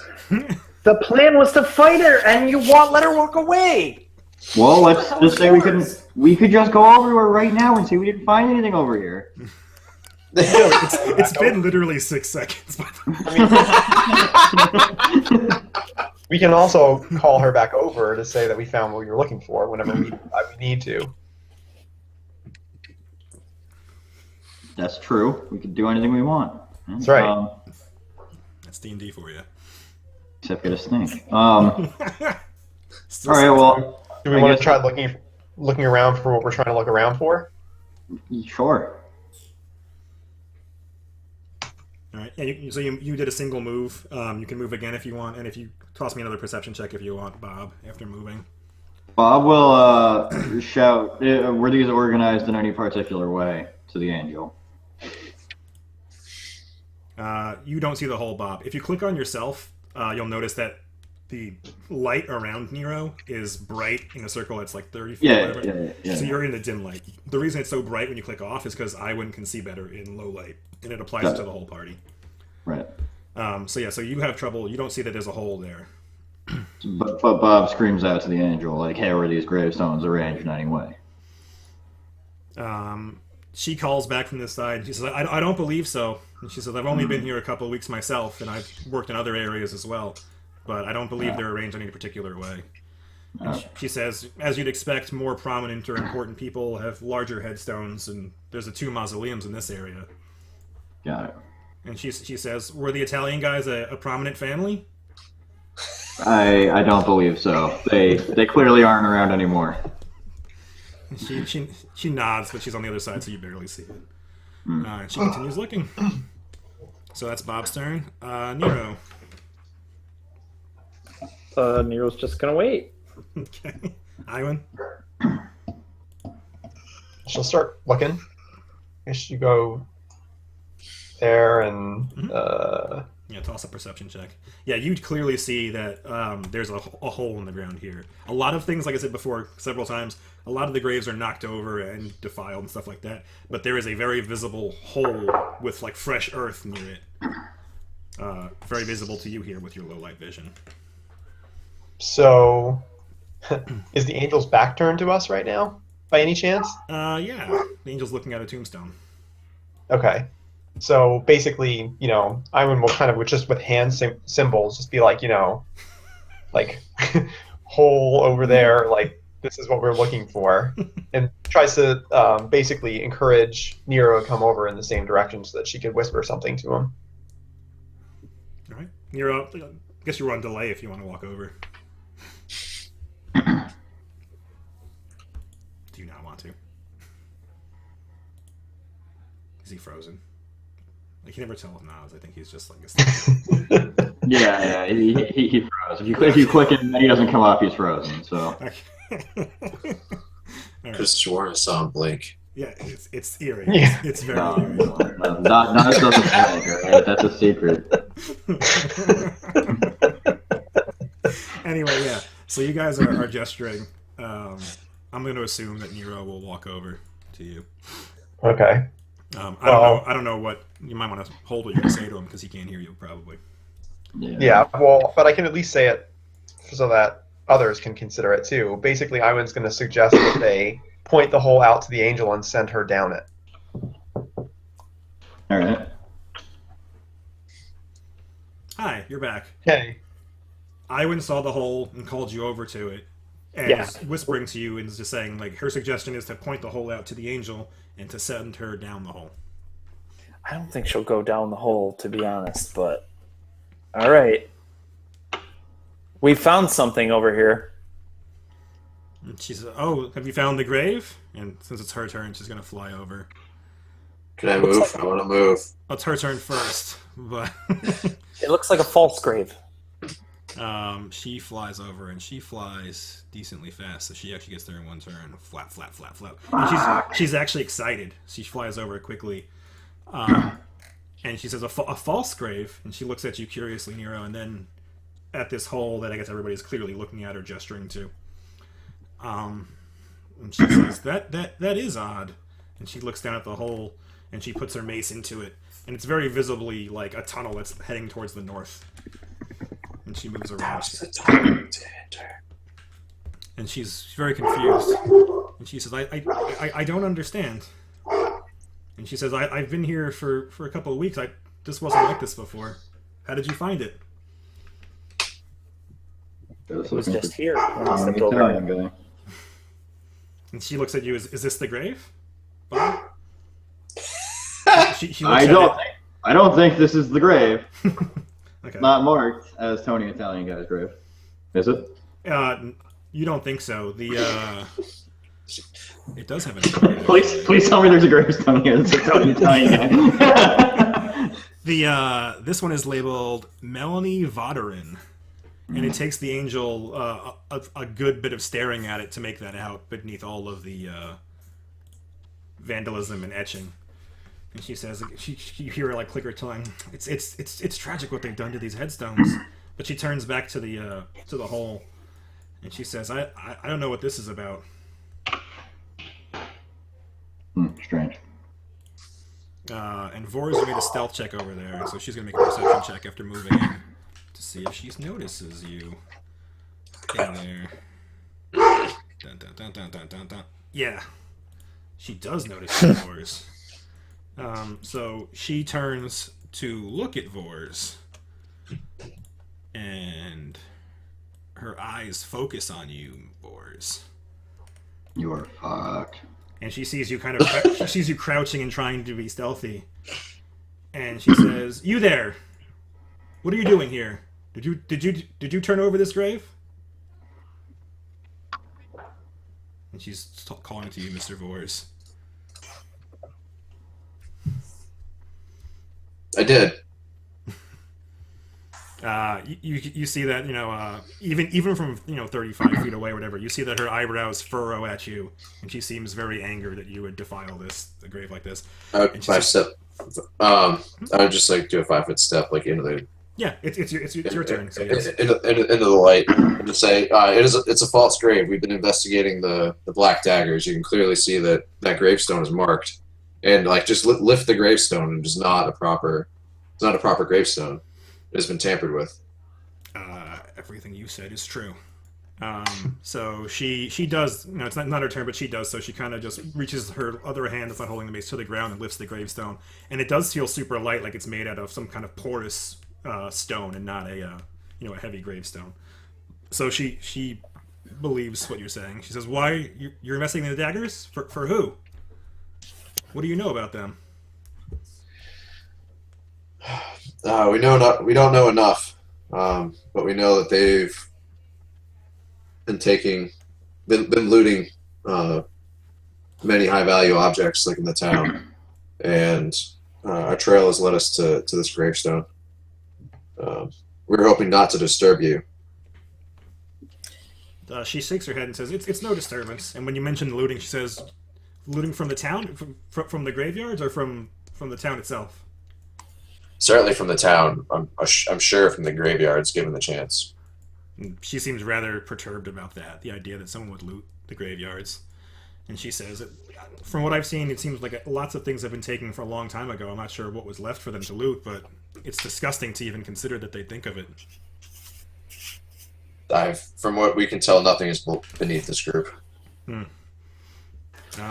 So she's nodding along and seems to believe you, but she's staring at you intently, Vors. I study her. Sure. And sure. Okay, that's a diplomacy check for what? For just your talking? Yeah, just for talking. I think I mean, if I decide to draw a blade on her instead of shoot her, then I get like some bonus sneakies. Okay.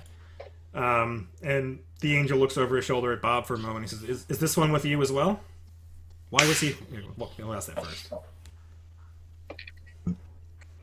Yeah.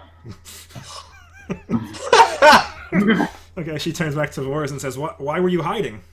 Why didn't you come in with the others? Why were you hiding behind the gravestone?"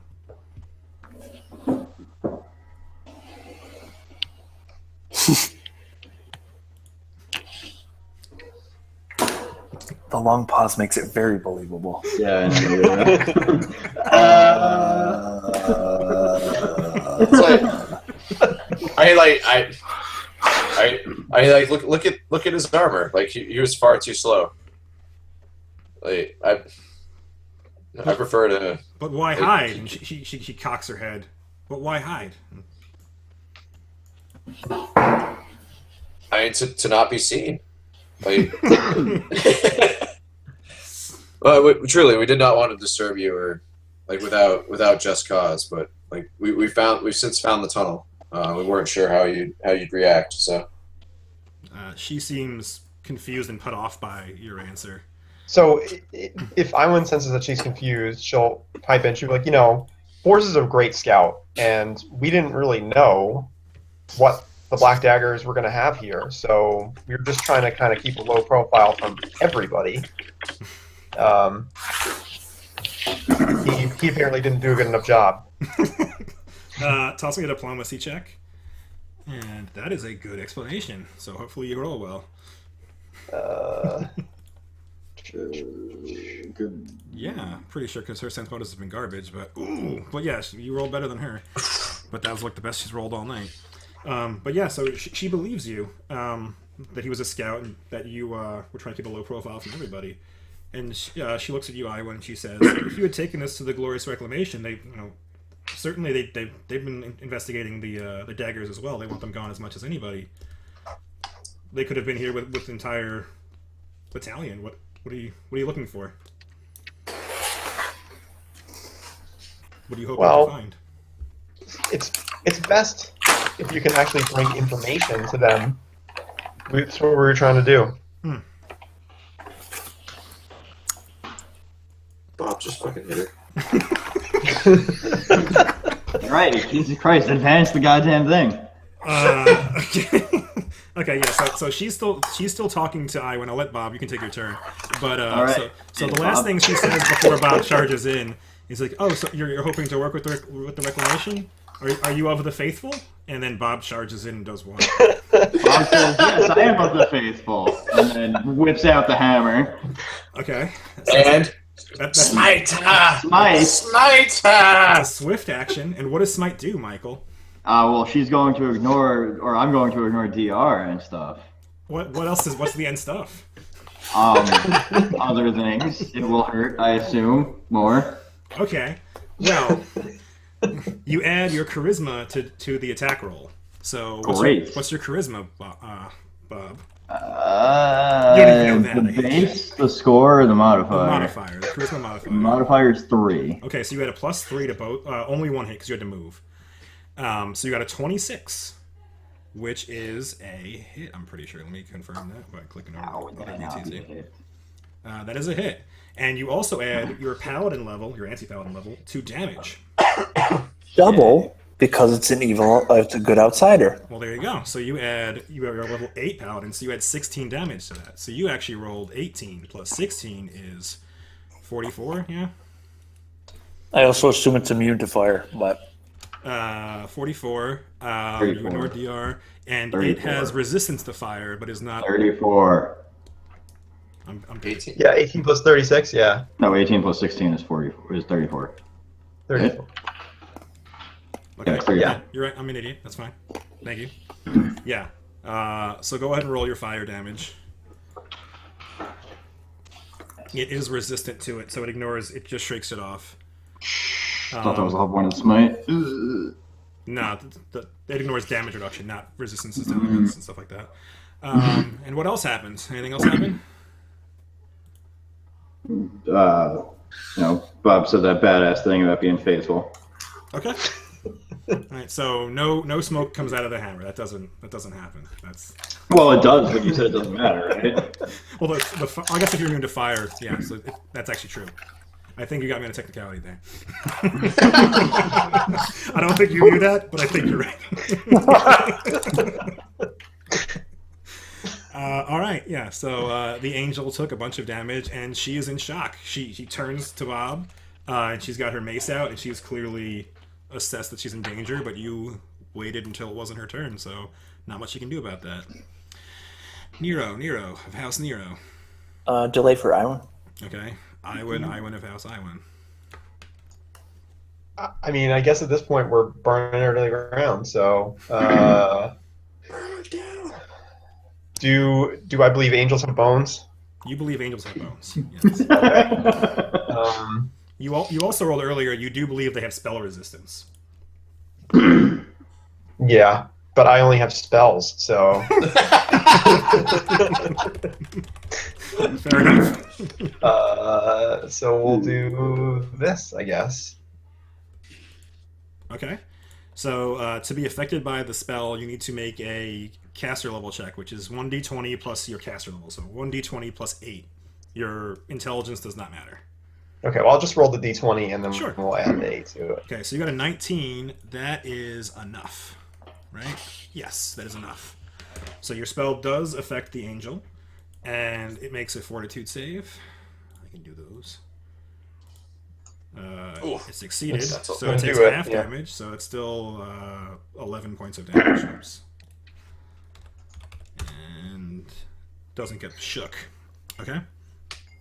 All right, Nero, you're gonna come off delay. Sure. He's gonna command her to fall down. Okay. She's not immune to that stuff, right? Nope. All right, so it's a will save. Oh, come on, Angel. She rolled a 1. She rolled a 1. All right. Spell resistance. Wait, does she fall so hard that she falls in the hole now? Or, like when I roll a 1, I Doubtful. get shit on. Does command have a spell resistance? Probably. Yes, go ahead. Roll a d20 plus your 8. I'm just making sure that warrior priest doesn't give me any bonus to that. It doesn't.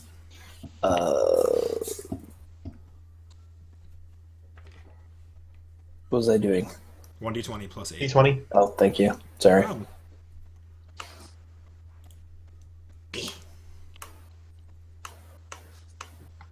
Come on. Okay, so you beat it, and she failed her will save. So on her turn, which is happening right now, she is going to drop to the floor and go prone. And because she was flying, Bob, you're going to get an attack of opportunity as she flies past you and goes down. Do I? You do. because she was slightly off the ground. So what do you add to your hit, Bob? Well, obviously, I'm going to add my 3, my charisma. That's correct. And you got a 25, and that matters because that makes it hit. So you do that, and you add what to damage? My anti-paladin level. That's right. It's only doubled on the first hit, so you don't double it again this time. But you add another 8, so you actually hit for 26 damage this time. And you're ignoring her DR, which is also really awesome. So, again, on her turn, she involuntarily throws herself to the ground, and that's all she does for the entire... Like, she can take a standard action, right? Or does she... I think command is that she spends the whole turn doing that. I think so too. That's Yeah. Well, that's great. On its turn, the subject drops into its whole... Oh, and it's fall. On its turn, the subject falls to the ground and remains prone for 1 round. It may act normally while prone, but takes appropriate penalties. So I think it can't get up, is the answer, but it can take an action from down Right, there. but the action it took was to lay down. It's like I thought full that's the life move order. action, and then take a standard action, right? I don't know. Well, You tell me, dude. It's fine. it's gonna try to do something. It's gonna try to cast a spell. So it's gonna try to cast defensively, and I'm gonna roll d20 and roll a 1 on that probably. Yeah. Okay. Nice. So it fails. So you don't get to hit it because it was trying to be defensive. It's on the ground and was trying to roll around and makes these complicated somatic hand gestures while uttering words of divine prayer. And being on the ground has completely fucked it. And it was just it hit its elbow into the dirt and it messed up its spell and it just loses it. And you can make a spellcraft check if you want to know what it was trying to do, but it's done. It's back to Vors. Iwan, it was trying to cast Wait. Holy Smite, which is an area effect against evil creatures. Do I? How much of an like? How wide of an area? It is a small area. It is a 20-foot radius burst. Oh, radius. That's actually decent size. So Yeah, that's that huge. is. Okay. Fireball. Holy fireball. like a fireball. Yeah, okay. She tried to cast a holy fireball on you and failed. Okay. Good to know for a 5-foot step next round. Vors. Yeah.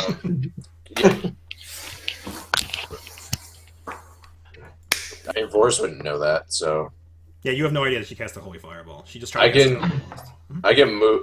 I can move an attack once. Yeah. All right, I'm gonna stab her. If you Move here move too to and there, flank if you want. Yeah, Yeah, it's really gonna flank. Yeah. I wouldn't flank. good question. Uh, Yeah, so you get 1 So- attack, yeah. and you have that. Uh, you shoot into combat and stuff. No, I'm gonna stab her. Oh, okay. Right? there's if your bow is better. I mean, unless the fact that she's on the ground, there's how much better is your bow than your stab? I mean, my stab is always better, regardless. Okay. Stab her. Yeah. All right. Unless I took off deadly aim. Would I have deadly aim on in this case? It's up to you. Basically, you it's like power attack. You intentionally lose accuracy. It's like to pull back the bow even further and deal more damage. But I get a -4 on the attack, Yes. right? It scales with your level, and that should change the sheet accordingly. Oh no, I meant like because she's prone. Yes, unless that feat you have does anything special. You have like point blank master or whatever it was. I don't think that changes the fact that they're prone. Okay. Okay, then yeah, Uh, you can stab if you want, whatever you want to do. Yeah, point to master is just like I don't provoke attacks of opportunity. Then yeah, then you do have a -4 because she's prone. Yeah, I'm totally going to stab her. That is number 1. Ow. All right, so yeah, you only get the first Good one. lord. A silver dagger, master. It being silver does not matter to her. But you get a 31. You have a +2 because you are flanking. That is an extreme hit for 7 damage. And as you stab her with the dagger, her skin resists it. Like you get through her robe. And... I get sneakies. Oh, sneaky. Yeah, go ahead. Yeah, that too. You do get sneakies. 2d6. Yeah. Okay, yeah, so you did a total of 16 damage. So yeah, so you get the dagger through, and you rip her robe, and you get to her skin, and her skin feels to you like stone. So like you get the dagger in, and you almost feel the dagger bend, but you twist it just the right way to pry off a piece of her skin, and you deal a total of 6 damage of that. I lean in when I do it. I'm be like, I'm gonna wear your skin. Make an intimidate check for giggles. She's probably horrified. Robert. I mean, I would mention, I'm like, I'm already wearing angel skin. Well, I mean, so did you make me roll the intimidate I want. check? Can I make like angel skin pants, like tight, like leather, like angel skin pants? Yeah. If you have the craft skill or pay someone to make them, yeah. Oh yeah, I'm gonna wear you're gonna be my pants. Are you making an intimidate check or what? Yeah. You successfully intimidate her. She is horrified. She's on the ground. She's got these big yellow glowing eyes, and she's looking back at all of you, just terrified and unable to stop anything. Wait. Yes. Bob would like to assist on the intimidate. Okay. What does Bob say? Jesus Christ. Oh, never mind. It doesn't matter. I rolled. No. What do you say? Roll play. Bob. I can't even remember anymore. He had to roll like a 30. But you failed. So what would you say badly? For Tony. Yeah. No. Bob would be like, I'll see that his pants are made of you. Whatever. It doesn't matter. This anymore. may surprise you, but there is no Tony Italian guy. Oh, there's Tony's grip. Whatever. It doesn't matter. Yeah, and you get both your attacks, and they both get your charisma to hit. So that's a 24 and a 28. Those are both hits. And they both get your paladin level. Oh, yeah, there you go. So that's going to be 27 and 33 for 60 damage. Oh my god. Yeah. And you ignore all DR. Wait. What happened? Oh. Bob hit. Okay. Twice. She doesn't give a shit about your fire, but she is straight up dead. So why don't you narrate your hit? The second one killed her. So narrate your 2 hits. So Bob swung the hammer the first time, and it hit her. And the second time, he pointed it to this gravestone over yonder, and said, "Oh, there's Anthony's grave." and then, assuming she looked at that direction, he then hit her in the face with the hammer. Yeah, she was all out of sorts. After the first hit, she was like on the ropes, and as you pointed to the grave, it didn't even matter what you were saying. She did turn to follow your points, and then you just knocked her block off, and her skull is caved in, utterly crushed. She's at negative 32 hit points. And, yeah, she's dead. She took one action and failed to cast a spell. That was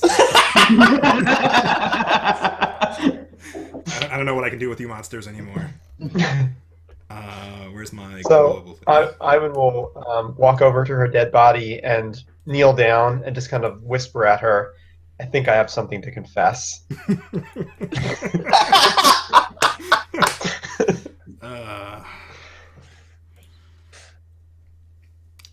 So I will make a note to do the other treasure. One heavy flaming mace. What is that? It's the weapon she never got to use. It's like your hammer, but not as good. Because yours has smoke. Can I use it as like a boot hammer? I mean, yeah, if you want. Can I have a boot mace? Yeah. Put it on your sheet. Flaming boot mace, yeah. Can you take? Like, are those two-handed weapons, like the hammer and? They're both one-handed weapons, but you can wield them in 2 hands if you want. And actually, Nero uses a mace for what it's worth. just as a note. Yeah, you're not getting a boot mace. Sorry. God damn! There's 2. I can have one. You can have the other. There's only one. What are you talking about? What are you talking about? Double. What? Oh no, that means the value of the piece. Sorry, you don't. It's not 2 times what's in the parentheses. It's not math. Sorry. I see. So you're gonna steal this snake from him again? Yeah. Hell yeah, I am. Anyhow, I roll a handled mace check. So Nero is mechanical, like all business, and basically, in a few deft motions, cuts the heart out of the angel, has it in the jar with the other hearts, and then is motioning to Iwin to just shove the body in the bag. Yeah. Ivan doesn't have the bag, but yeah. I thought you had the bag because you keep all the undead things in it. Mm-mm. She gave it to Vors for his wares. So Vorse, get in the bag.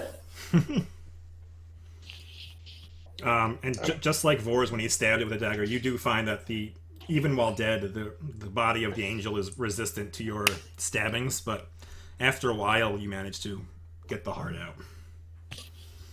So it would take a long time to skin her. Yeah, it would probably take a while to skin her, but that's also why angel skin's so good. It's helpful. But yeah, it's probably gonna take a long time to skin her down. How long? Yeah, we'd skin her. You gonna skin her here, or are you gonna hope that someone else skins her for you? Yeah, let's take this somewhere else. Let's bag her up and take this somewhere else. Okay.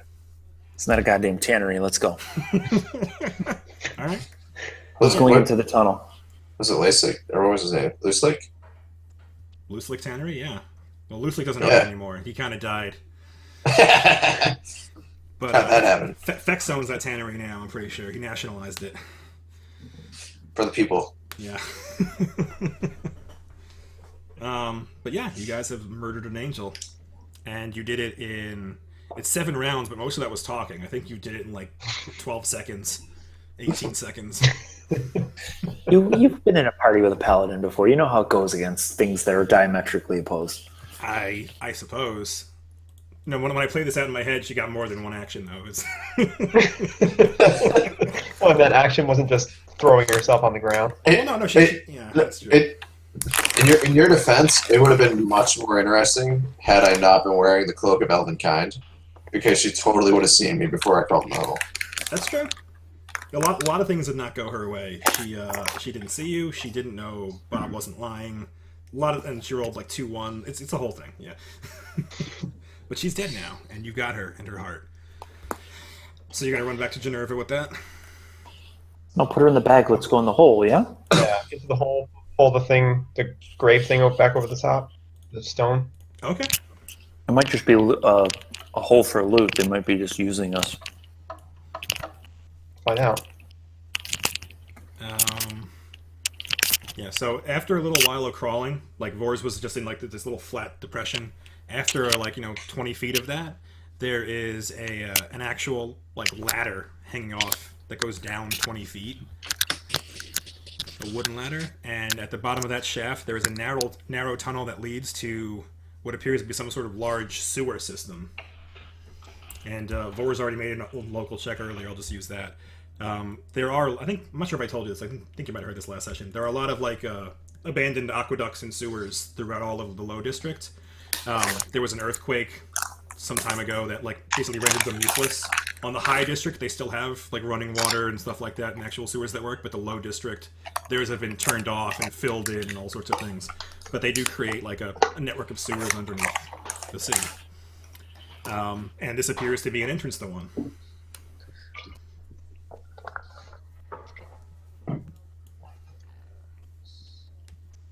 Anything notable about it? No, it's fairly large. It's like it's like 20 feet high when you get down to it, and it's pretty wide. It's we'll say 20 feet by 20 feet, and it looks like a big tube, and it's heading northward. Is it lit? It is not lit. It is not lit. It is damp, but not. There's no running water. There's just puddles of stagnant water, and things are dripping, but there is no light. So, do we want to trade the body in now and come right back?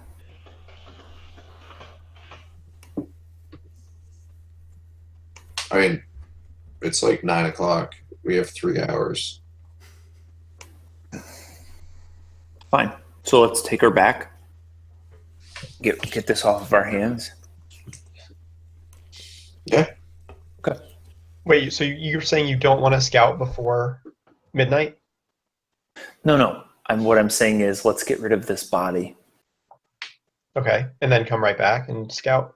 That was my plan. Okay. I mean, we're just supposed to meet him up topside. Should probably Or we can just take the tunnel. Come back here and take the tunnel once we've relieved ourselves of the body. Do we want to just sneak down there before midnight? Yes, I was thinking we might. Get the jump. Yep. Yeah. All right. That's fine. Let's do it. Anyway, so run back to what's her face, trade in the body, run back, get in the hole. Yeah, that takes less than 20 minutes to get there and back. Yeah, so you still got like 2.5 hours left. And Ginevra is very matter of fact and business-like. And you're giving her the body? What are you doing with it? Neural talk price with her Okay. about how we want. You want the skin, Vors? I mean, I have like a little baby skin already. I'm wearing the ring of mind shielding, but that doesn't help me against like smites and stuff. True. Yeah, people don't know you're evil, but if they somehow figure it out, then they can still smite you. Yeah. So I know Iwan's wearing one, and Bob is wearing the other, like under his armor. So I don't think. Right. I don't think. You have like a half piece because Iwan's wearing a half piece because she's small. Okay. Right. Yeah, so we skinned Jalila, and got like a full one for Bob, and then Vor skinned like 2 small angels, and Iwan's wearing one of those. So Okay. Vors would appreciate a normal size.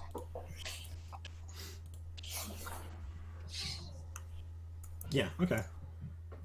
So you're wheeling and dealing with Ginevra. You're basically saying you want the skin, and then what? Pretty much, and see what she's saying about the rest. Anyway, we don't have to play it out because I don't think you've got it prepared what an angel body is worth. Yeah.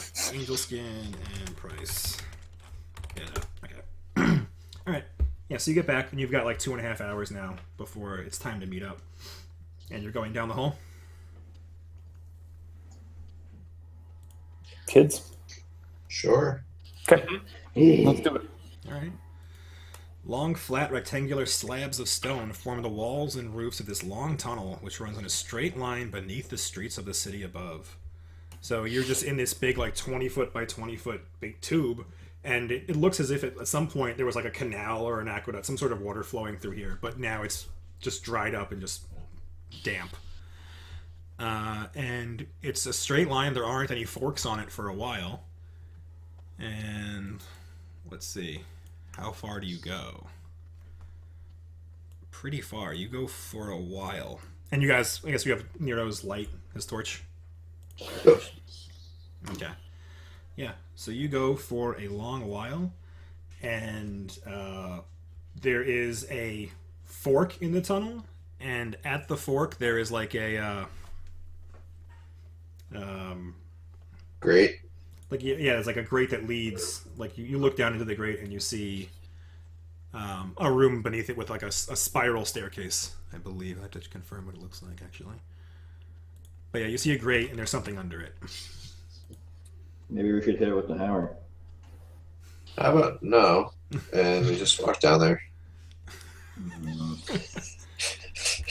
It's a regular staircase. Yeah, so you see a room with a small staircase underneath a grate. Nero will just give it a look and detect magic on it. There is magic on the grate. What does the tech tell you? It doesn't tell you the spell, it just tells you the type of magic. Mm-hmm. There is... Pretty sure it's abjuration. Let me check. There is abjuration magic on the crate. What's that? What's abjuration magic? Abjuration magic is magic that doesn't change the fundamental being of something, I think. They're protective type spells. Right. Some sort of enchantment that doesn't change the fundamental form of what it is. Is it possible to try to figure out what the spell is? Like, can we do spellcraft on it or Yes, you something? can use spellcraft to try to figure it out. All right. I'm betting it's some sort of alarm. Yeah. Iwan doesn't know, but Nero does know. Nero confirms it is an alarm spell. If the grate is moved, he believes that either it'll make an audible alarm, or somebody who casts a spell will be telepathically told that the grate was moved.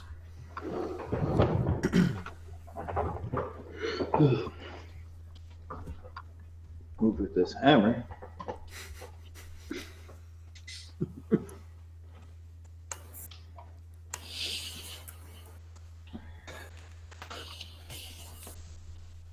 you worried about what we might find? Do you have any way to dispel it?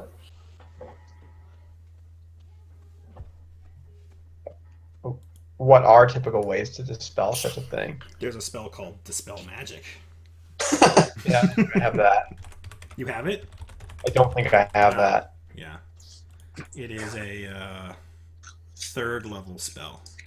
And there's a greater version, too. I do have that spell,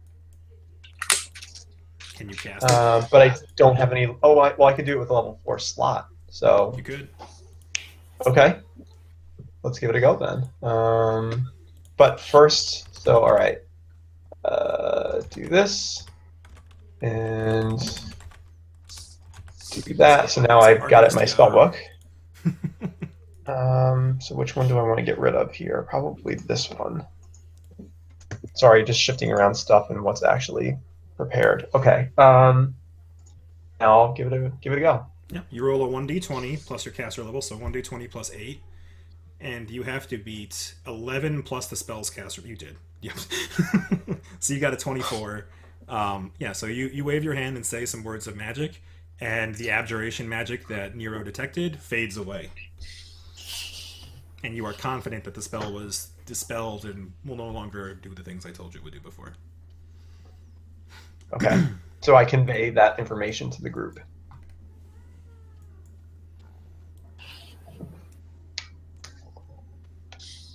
Somebody want to pick up the grate? Bob's a strong one. I mean, yeah, I guess I could pick it up. I was broke. Probably not the gnome. Alright, fine. Bob picks up the grate. Yeah. It is heavy, unlike the grave that was false and kind of like light. This is a regular heavy grate, but it does move easily. It doesn't appear to be rusted or stuck in place at all. You feel that this probably had seen use, at least somewhat recently. So you lift it up and it comes off easy. Alright. I'm not going down first. I already made that mistake. Well, I guess I have it. Other. You're not going to just poke a hole in the floor and jump down? No, I was advised not to earlier. So. Is the room lit? The room is not lit, no. Okay. There's a staircase that goes down, and you don't see any lights at all. I guess for what it's worth, we don't like hear anything happening in the room. You can all make perceptions checks.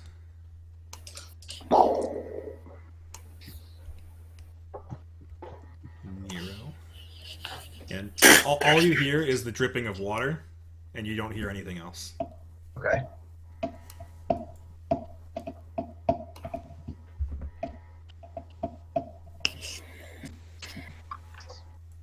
Somebody want to take the lead?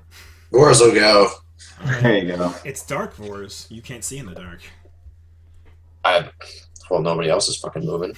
So I'll go. I'm not quiet. He can make you glow if you want. He can cast light on you. do it. Okay. And it works just like a light bulb, so if you cover it with like a cloth or you put it under your cloak or something, it'll be hidden. But if you want to be able to see, you need to have it out. Okay.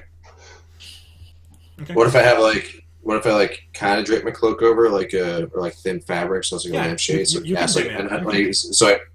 so you make like a nice ambiance. Yeah, if you want to have mood lighting to your murder, yeah, that's fine. So I'm gonna take you guys to another map. Old Boneyard. Cut.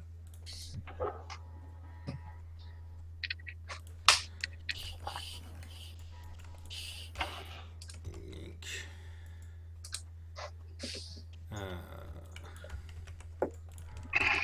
Let's see. Oop. Let me know when that loads for you. Everything's black, Yeah, everything should be black.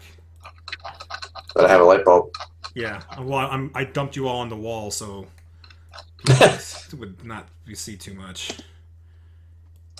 Clear all your lights, and then give you... Are you dimming it, or are you having it out normal at this point?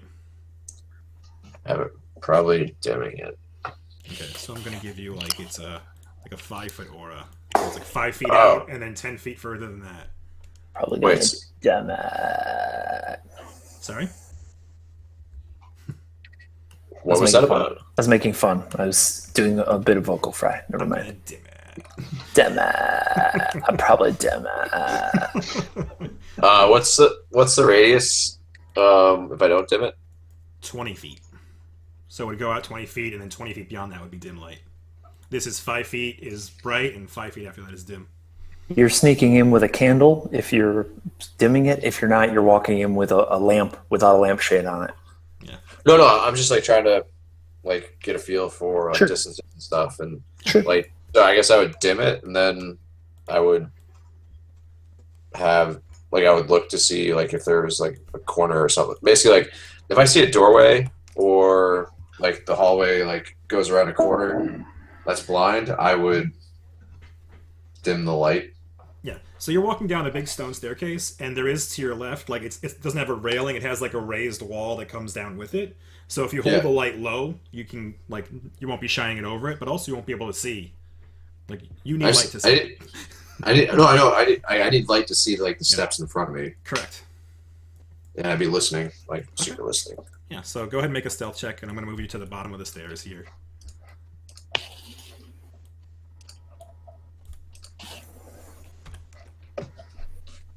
Yeah, so you made a very good stealth check. And I make like secrety things. Okay, but you have a light, so you have a penalty. Okay, so you so far haven't seen anybody or anything.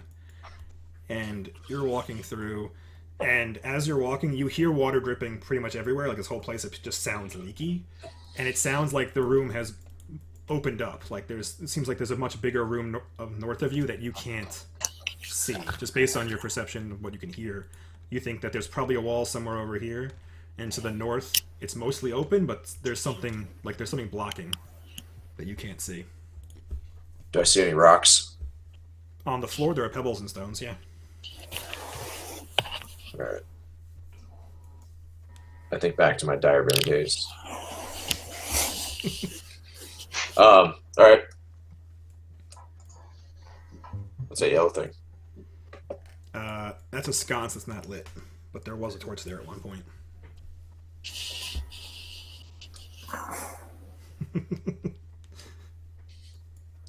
So that's the wall. Yes, this is the wall.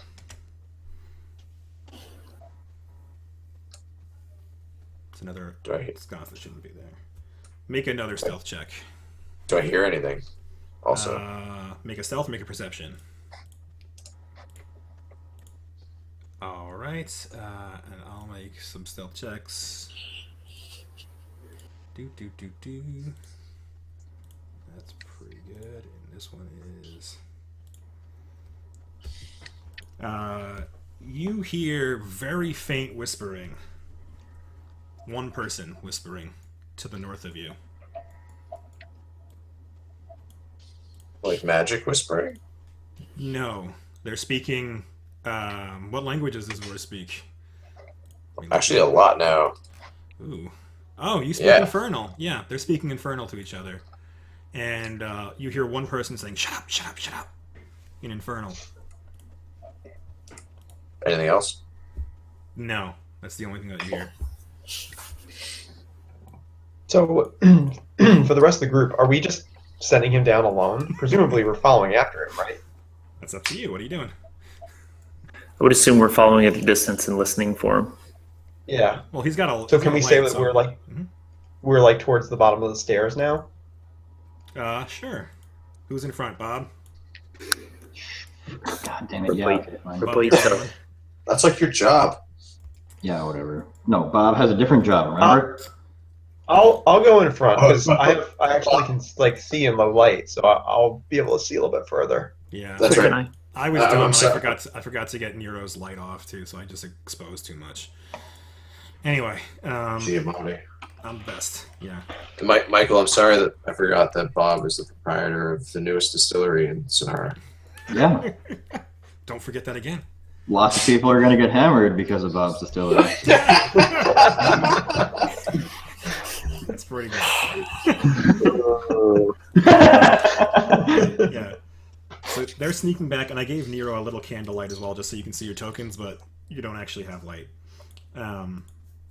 So yeah, Vors, you hear to your north, fairly close to you, maybe only 10 or 15 feet away, you hear somebody whispering, "Shut up, shut up, shut up." Oh, like up here. Yeah, like just ahead of you, someone's whispering, "Shut up, shut up, shut up."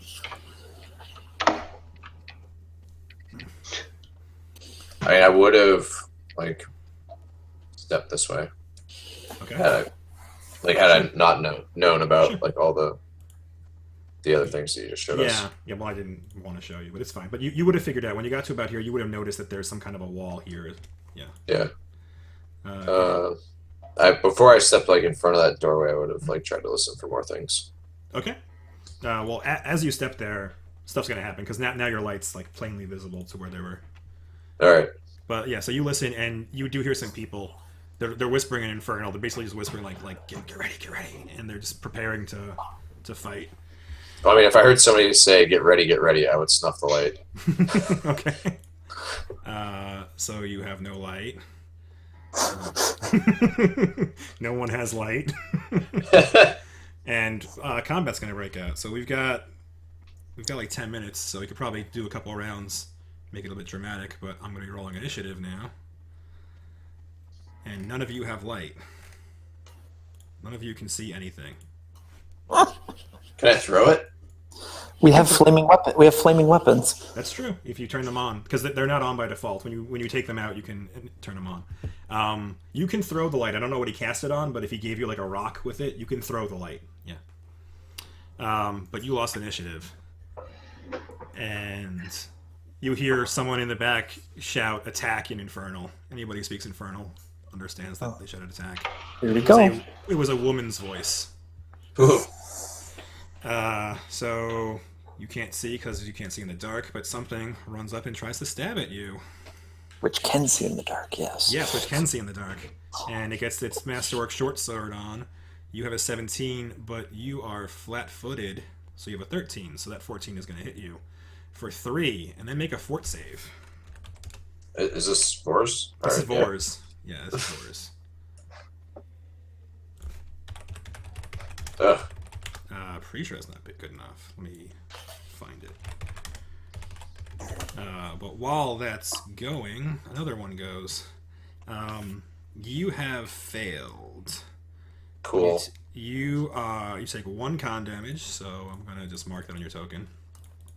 -1 con. No effect yet, because it only matters when you're -2 con. And that's it. And another thing goes before you do. And you hear someone coming up behind you, Vors, from the other side. So you feel like you're surrounded on both sides now. And something else tries to stab you again. And, I like flanks. and it's flanking, yeah. So that's going to hit you for 4. Make another fort save. And this one does get a sneak attack because you are flanked. So it takes an extra 9, and you have 2 bleed damage. Cool. So you're bleeding. You're getting stabbed by both sides, and they're hitting you with swords. You hear them slashing at you, and you resist the poison that time. Then it's your turn, Vors, and you feel surrounded. I mean, I dropped the rock. You drop the rock so that it's brightly lit now. Is that? Can I like be a swift action or whatever? Yeah, it's a free action. Let me just. Yeah, that's what I wanted to say. Yeah, that's correct. So I'm gonna use this little torch icon. I'm going to give it light sword. I'm going to make it smaller first off. Make it very small. Change to object. Put it under Vors. And then say light source D20 ever burning torch. Alright, there you go. So now the torch where Vors is still, I guess. Yeah. And you see 2, you can hover over them, Black Dagger Thieves. They are red-skinned tieflings with daggers, and they have like devilish tails. And these are very visibly, like, the tieflings vary in how devilish they look, and these ones look very, very obviously hellspawn. So you drop that, that's free, and you are surrounded by roguish tieflings. I mean, a 5-foot step this way? Sure. Or a 5-foot step this way. Mm-hmm. And then I'll unload my bow on... Which one? Number 2. Number 2, which is the one next to you. Okay? Yep. Flip. Oh, all the flaps. Bow. Oh my god. Oh, that's that's the great. threat. That's for yeah. Go ahead, roll it to confirm it. Go ahead. Well, no, isn't your first one like your double? Yeah. Yeah. Yeah, it's my double attack. That's Yeah. the way we've been doing it. Well, Oh, that yeah. hits, and you get both of those. That's 37 damage. Yeah. They have no DR. 37. And then that one is bleeding death on the ground. Turn to Black Dagger Thief 3. And Oh god, Threat. that is a crit. Yeah, there you go. So yeah, so you rolled a 20 and a 1. So yeah, go ahead and see if you can confirm. Roll that again and see if the first one hits again. 15 is not enough to confirm, but you did hit for 14. 15 because point blank shot range. Yeah. And this first one will take another 2 for what it's worth. I think it's still alive. Okay. Black Dagger Thief is hurt but not dead. And you hear a voice from the back of this room shout, "Kill the light! Kill the light!" And they're talking Infernal. Black Dagger Thief 1 goes. She was over here. And she moves to here and casts a spell. Fuck. And your light doesn't work anymore. I don't like that. That's a darkness spell. I think you meant So light. yeah, basically, she has a shield of anti-light. Like you have a 20-foot bubble of light, she has a 20-foot bubble of anti-light now around her.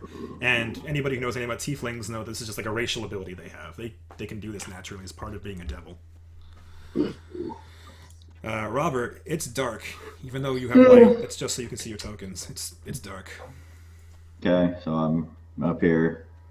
Well, now, okay. Yeah, it is dark, isn't it? If you take out your weapon, you can make it on fire back and you'll over get the way. light. All right, fine. Bob has a fire hammer. Okay, so I'm gonna go ahead and set you to having a what is it called? An ever-burning torch. So you have light. I like that your brother's offering you a chance to be able to see in darkness with things trying to kill you, and you're like begrudging that. All right, I guess I take out my burning hammer. So you're here and you set your burning hammer on fire and you notice there's light, and then as you walk into here, the light of your hammer vanishes. Like you can tell it's on fire. You hear the crackling of it, but her anti-light is stronger than your light. Fine. Okay, Bob's over here then. Well, you only got to here, so make a perception check to make sure you can find, because you didn't actually see the thief. So make a perception check to see if you can see her in this though. Bob doesn't care what he's aiming at. He never learned trigger discipline or anything. Well, you might not even know where she is though. So go ahead and roll a perception check. Fine. You have no idea where she is. So you turn the corner and you pretty sure you hear Vors next to you, and your foot kicks like a body on the ground here, but you have no idea where anybody else is. All right, Bob. Does he trip on the body? Make a reflex save if you're going to move forward. See if you trip on the body. He's going to be fine. Paladins have really high reflex save. Yeah, you're fine. Yeah. So All right, you Bob move forward. swings in the general direction of what hit his foot. Okay, so you're going to plaster the thief on the ground? I guess. Okay, go ahead and roll it. You do. And for 25 damage. Yeah, so you crack a skull of something that was already dead. Bob screams out, "I hit something, guys!" Yeah, it's hard to see, but I did give her a darkness aura. You can see this like shadowy circle. It's hard to see, but that's where light will not work. Iwan. Oh, I'm sorry. Is that a half circle or is that a full circle? It's a full circle, but walls block it just like light does. Like so you can see over here, like your magic doesn't work. Got it. It's like an anti-light. So, I guess Ivan will stumble back towards Nero, and when she gets next to him, we'll ask him to. She'll like pull out her spell book and ask him to light it. All right. Something else goes, and she sees Vors, and she is going to shoot at Vors. So Vors, arrows fly out of darkness. Or do they ever really leave the Wrong darkness? That's no. They leave and enter the darkness. So you are hit, and when you're blinded, are you flat-footed or what? Right, is she within 30 feet? That's a great question. She is. Damn it. Blinded, -2 to armor class. You lose his dex to AC. So you lose you're flat-footed -1. So yeah, so those are all hits, and you're within point-blank shot. So. Do you have uncanny dodge? No. Okay. All right, so she would use deadly aim though, so she has -3 to all these, +1. Yeah, so if you count the blindness and the point-blank shot, it's just even against your touch. So they need 13s. Those are all hits still. So all of them have +7 damage because of that. So let's see. So 13, 12 is 25, 16 is 41. Oh my god. And then the sneak attacks, all of them. So 6. Are you fucking shitting me? 17. She's a good ranger. She's actually a slayer like you. 17 and 12 is Yeah, she can be a ranger with sneak attacks, right? yes, that's correct. 17 and 12 is The sneak attacks are 27 total. thank you. Well, It's a lot. that's a lot. You're at -8. You're in trouble. So he's bleeding Like- death on the ground. Like Trubs? Like Trubs, like if you bleed to death on the ground, you have like 7 rounds to survive. Alright. Not like Super Trubs. Not but super like, Trubs, but you Are didn't there even see. are there any hero point options to like undo what just happened? I don't think so. In the new one there is, but not. The old one doesn't have any. You can use 2 I'm just to not curious. die, right? Let's see. Cheat death. If you have 2, you can cheat death. Basically, the character is left alive with negative hit points in this state. So no, if this had actually killed him, he could burn 2 to be in this state. Okay. Yeah, but I got 1, so just heads up, guys. Oh. All right, fair enough. Yeah, so you didn't even see what happened. Just arrows flew past number 1 and hit Vors, and you just heard him drop to the ground, and none of you saw anything. Nero. So Nero will hold up the flaming mace to help out Iwan, and calls out and says, "We don't need to spill any more blood. We killed the angel above. We came down to deal with you."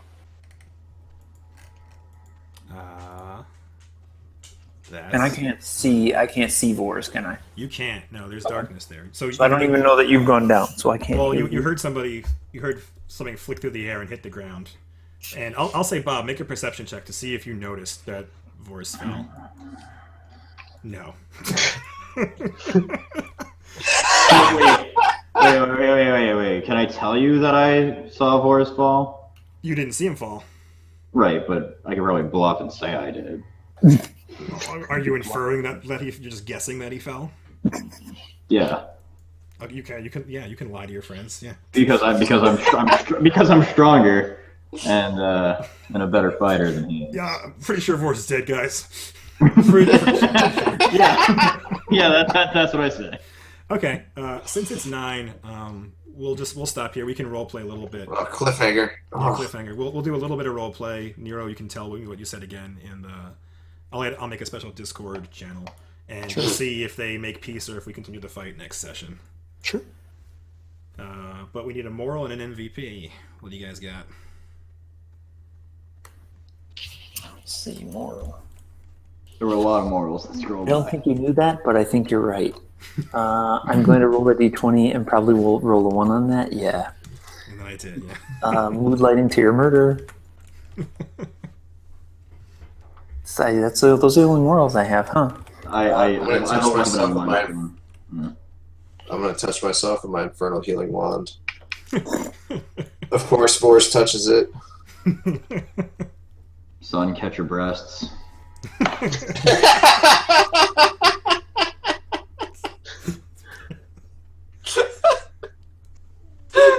I know you have meat, special meat. Terrible. I mean, I think I'm gonna have to go with the special meat, even though I would secondly nominate the fact that Wait, Joe we also have, like, why are you so good at lying? Yeah, why are you so good at bluffing? Yeah, what about Tony Italian guy? Tony Italian guy could be a good subtitle for Deception.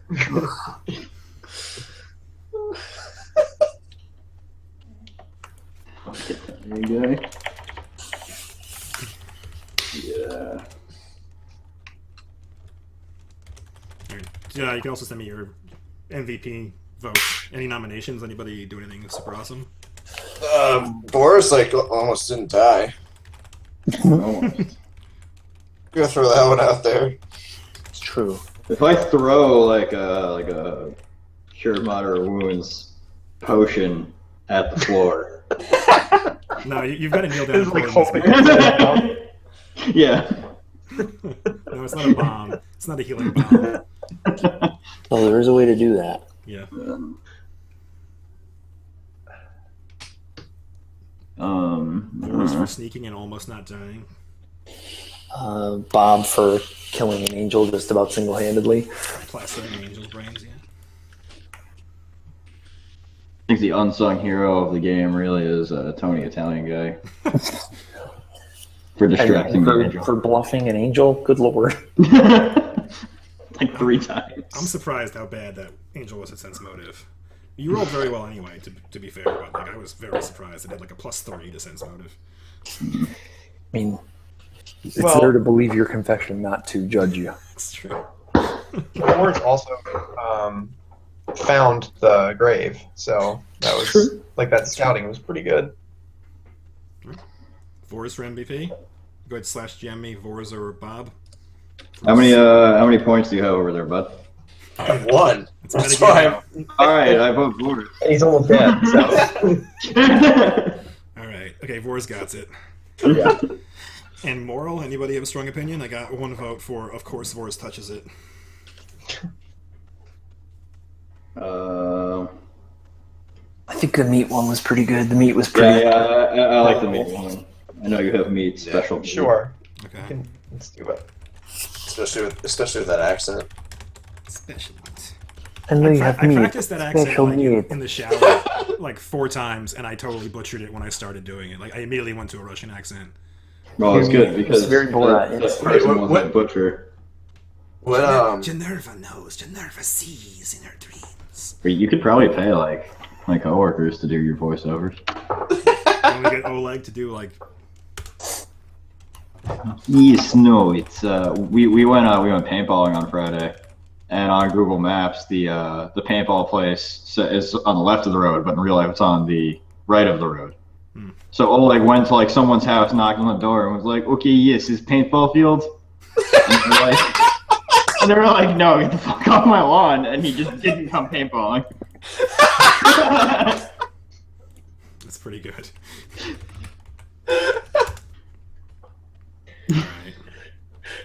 Alright, saving the campaign, stopping the recording.